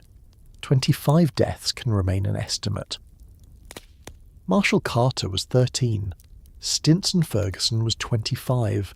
A name gives researchers something to follow. It leads to parents, siblings, addresses, occupations, burial places, and descendants. It places a person back inside a family rather than leaving him inside a total. Public remembrance began taking physical form as well. Efforts developed to place markers in downtown Atlanta and historic South Atlanta, near locations associated with the attacks and the Brownsville confrontation. The Equal Justice Initiative and local partners supported work to recognize victims of racial terror. Atlanta City Council members considered measures connected to markers and official commemoration. A marker cannot explain everything. It stands in one place and contains a limited number of words. People may pass without reading it. Weather and time damage it. Development may alter the surroundings. Still, a marker changes the public landscape. It tells a person that something happened here. It challenges the idea that the present street has no connection to the past. It allows descendants to point to a visible acknowledgement rather than rely entirely on private memory. Commemorations expanded beyond markers. By the 2020s, annual days of remembrance included vigils, public discussions, historical tours, performances, bell ringing, film screenings, and ceremonies honouring known victims. The Coalition to Remember, the 1906 Atlanta Race Massacre, organised events intended to connect historical knowledge with current community concerns. In 2025, its programme included a citywide bell ringing for 25 known victims, a memorial procession at Southview Cemetery, public conversations and cultural events. These gatherings serve several purposes. They honour the dead.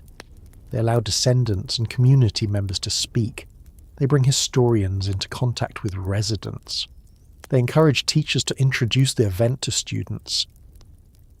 They also make clear that remembrance is not complete. The list of victims may still grow. Additional documents may be found. Sites connected to the violence may require preservation. The roles of particular officials, police officers, journalists and attackers may become clearer through further research. Historical work rarely ends with a single corrected label. The massacre also entered film and public media. Documentaries and news reports introduced the subject to audiences who had never encountered it in school. WABE released a documentary in 2023 examining how the history had been defined and later recovered. The timing reflected a larger public effort to move the massacre from specialist knowledge into Atlanta's general memory. This wider attention does not guarantee agreement. Some people resist discussions of racial violence because they view them as attacks on the present city or on white residents who were born long after the event. Others fear that acknowledging historical crimes creates demands they do not want to address. Remembering a massacre is not the same as accusing every living person of committing it. It does require recognizing that the consequences did not end with the attackers. Property was lost, families lost income, children lost parents, businesses relocated, political strategies changed, residents left the city, public institutions developed habits of minimization. Those effects entered the Atlanta inherited by later generations. A person can benefit from a system without having designed it. A person can also help correct a public memory without being personally responsible for the original crime. The question is not whether modern Atlantans should carry individual guilt for acts committed in 1906. The question is whether the city should describe those acts honestly. Honesty begins by rejecting the false claim that the violence involved equal sides.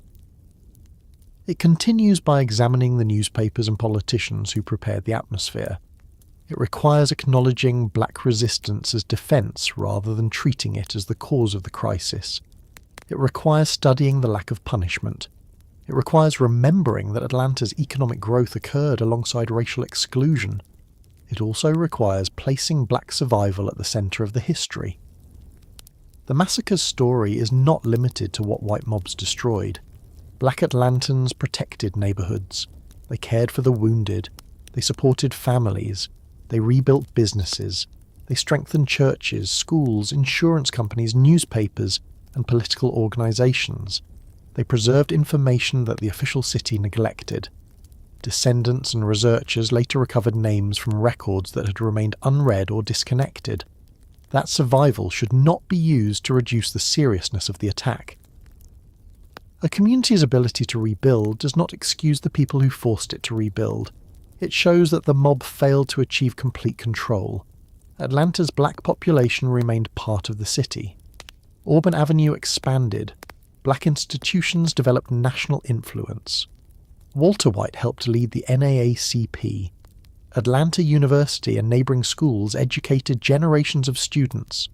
The city later became central to the modern civil rights movement. Those developments did not erase 1906. They occurred in a community that remembered what white violence and official failure could do. The recovery of the massacre's history also changes how we understand Atlanta's later civil rights leadership. The movement did not emerge from a city with no earlier experience of racial conflict. It grew from churches, colleges, businesses, families, and organizations that had survived decades of segregation and violence. Leaders inherited lessons about newspaper influence, political exclusion, police authority, economic independence, legal strategy, and community defense. They knew respectable behavior alone would not end white supremacy. They knew national attention could matter. They knew institutions needed records, lawyers, money, trained organizers, and public communication. The massacre was one of the events that contributed to that accumulated knowledge. Today, Atlanta continues changing. New buildings replace old ones. Residents arrive who have no family connection to Georgia. Neighbourhood names remain while the populations inside them shift. Development raises property values and removes physical reminders of earlier communities. This makes public history more important. A person should not need a grandparent who survived the massacre to learn that it occurred. A teacher should not have to search through obscure archives to find accurate material. A visitor walking through 5 Points should be able to understand that the intersection once became a hunting ground. A resident of South Atlanta should be able to learn why Brownsville was raided and why armed black homeowners were treated as rebels. The history belongs to the whole city because the event involved the city's government, press, economy, transportation system, neighbourhoods, and public culture. There is still much that cannot be recovered. We may never know the complete number of dead. We may never identify every attacker. We may never locate every burial. We may never reconstruct every family's experience during those nights. Historical honesty does not require pretending uncertainty has disappeared. It requires explaining why the uncertainty exists. The records are incomplete because black lives were not recorded with equal care. Witnesses were afraid. Officials minimized the death toll. Families moved. Documents were lost. The city allowed the event to remain outside ordinary public discussion for decades. Saying that clearly is more accurate than presenting a precise number unsupported by evidence. The people killed in September 1906 lived before radio became common in American homes, before commercial aviation, before women gained the national right to vote, and before the civil rights laws of the 1960s. Their world may feel distant. The methods used against them are still recognizable. A political campaign blamed a vulnerable group for wider social problems. Newspapers repeated unverified allegations. Economic anxiety was redirected toward racial resentment. Claims of protecting women were used to justify violence. A crowd treated repetition as evidence. Authorities responded slowly to the attackers and aggressively to the people who defended themselves. Public leaders later narrowed the story to protect the city's reputation. These are not mysterious forces. They are decisions made by editors, candidates, officials, spectators, and ordinary citizens. That is why the massacre remains worth studying. History does not provide a simple instruction that prevents every future act of violence. It can show how the danger developed before the killing began. It can show when language changed. It can identify who benefited from fear. It can reveal how a rumour gained authority. It can show the moment spectators decided not to leave. It can explain why the people targeted had little reason to trust the institutions claiming to protect them.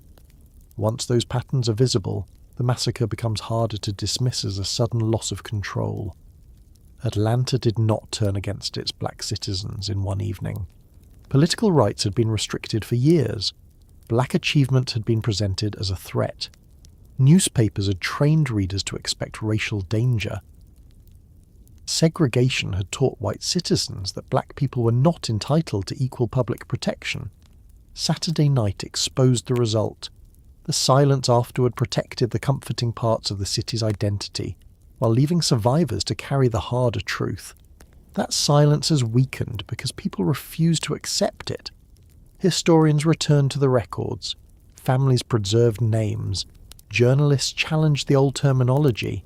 Community coalitions organised ceremonies. Archives digitised photographs. Teachers introduced the massacre to students. Researchers continued searching for victims. Public institutions began using massacre instead of riot. The process remains incomplete, but the event is no longer as easy to remove from Atlanta's story. We began tonight with a city that believed itself modern, successful, and safe. We saw Black Atlantans building businesses, colleges, churches, homes, and professional lives. We watched politicians convert their progress into a campaign issue. We saw newspapers turn allegations into public certainty. We followed the mob into downtown streets. We waited with families through the night. We entered Brownsville as residents prepared to defend themselves, and authorities treated that defense as rebellion. We saw the effects continue through work, migration, politics, business, and family memory. The final responsibility is not to give the massacre a convenient ending. The dead did not return when the rain stopped. The survivors did not recover when the streetcars resumed. The city did not correct the injustice when it restored commercial order. What changed over time was the willingness to name what had happened. The Atlanta Race Massacre was an attack by white mobs against black citizens. It was encouraged by political opportunism, economic resentment, sensational journalism, and white supremacy. Black residents resisted, survived, rebuilt, and preserved the truth when the public story failed them. That truth now belongs in the history of Atlanta, not at its margins. As you settle back into the room around you, Remember that familiar streets can hold events no building or sign immediately reveals. The quiet appearance of a place does not tell us whether its history was peaceful. We learn that only by asking who was allowed to record the past, whose names were preserved, and which stories were considered inconvenient. For nearly a century, Atlanta offered incomplete answers. The records, the descendants, and the work of remembrance now allow us to answer more honestly.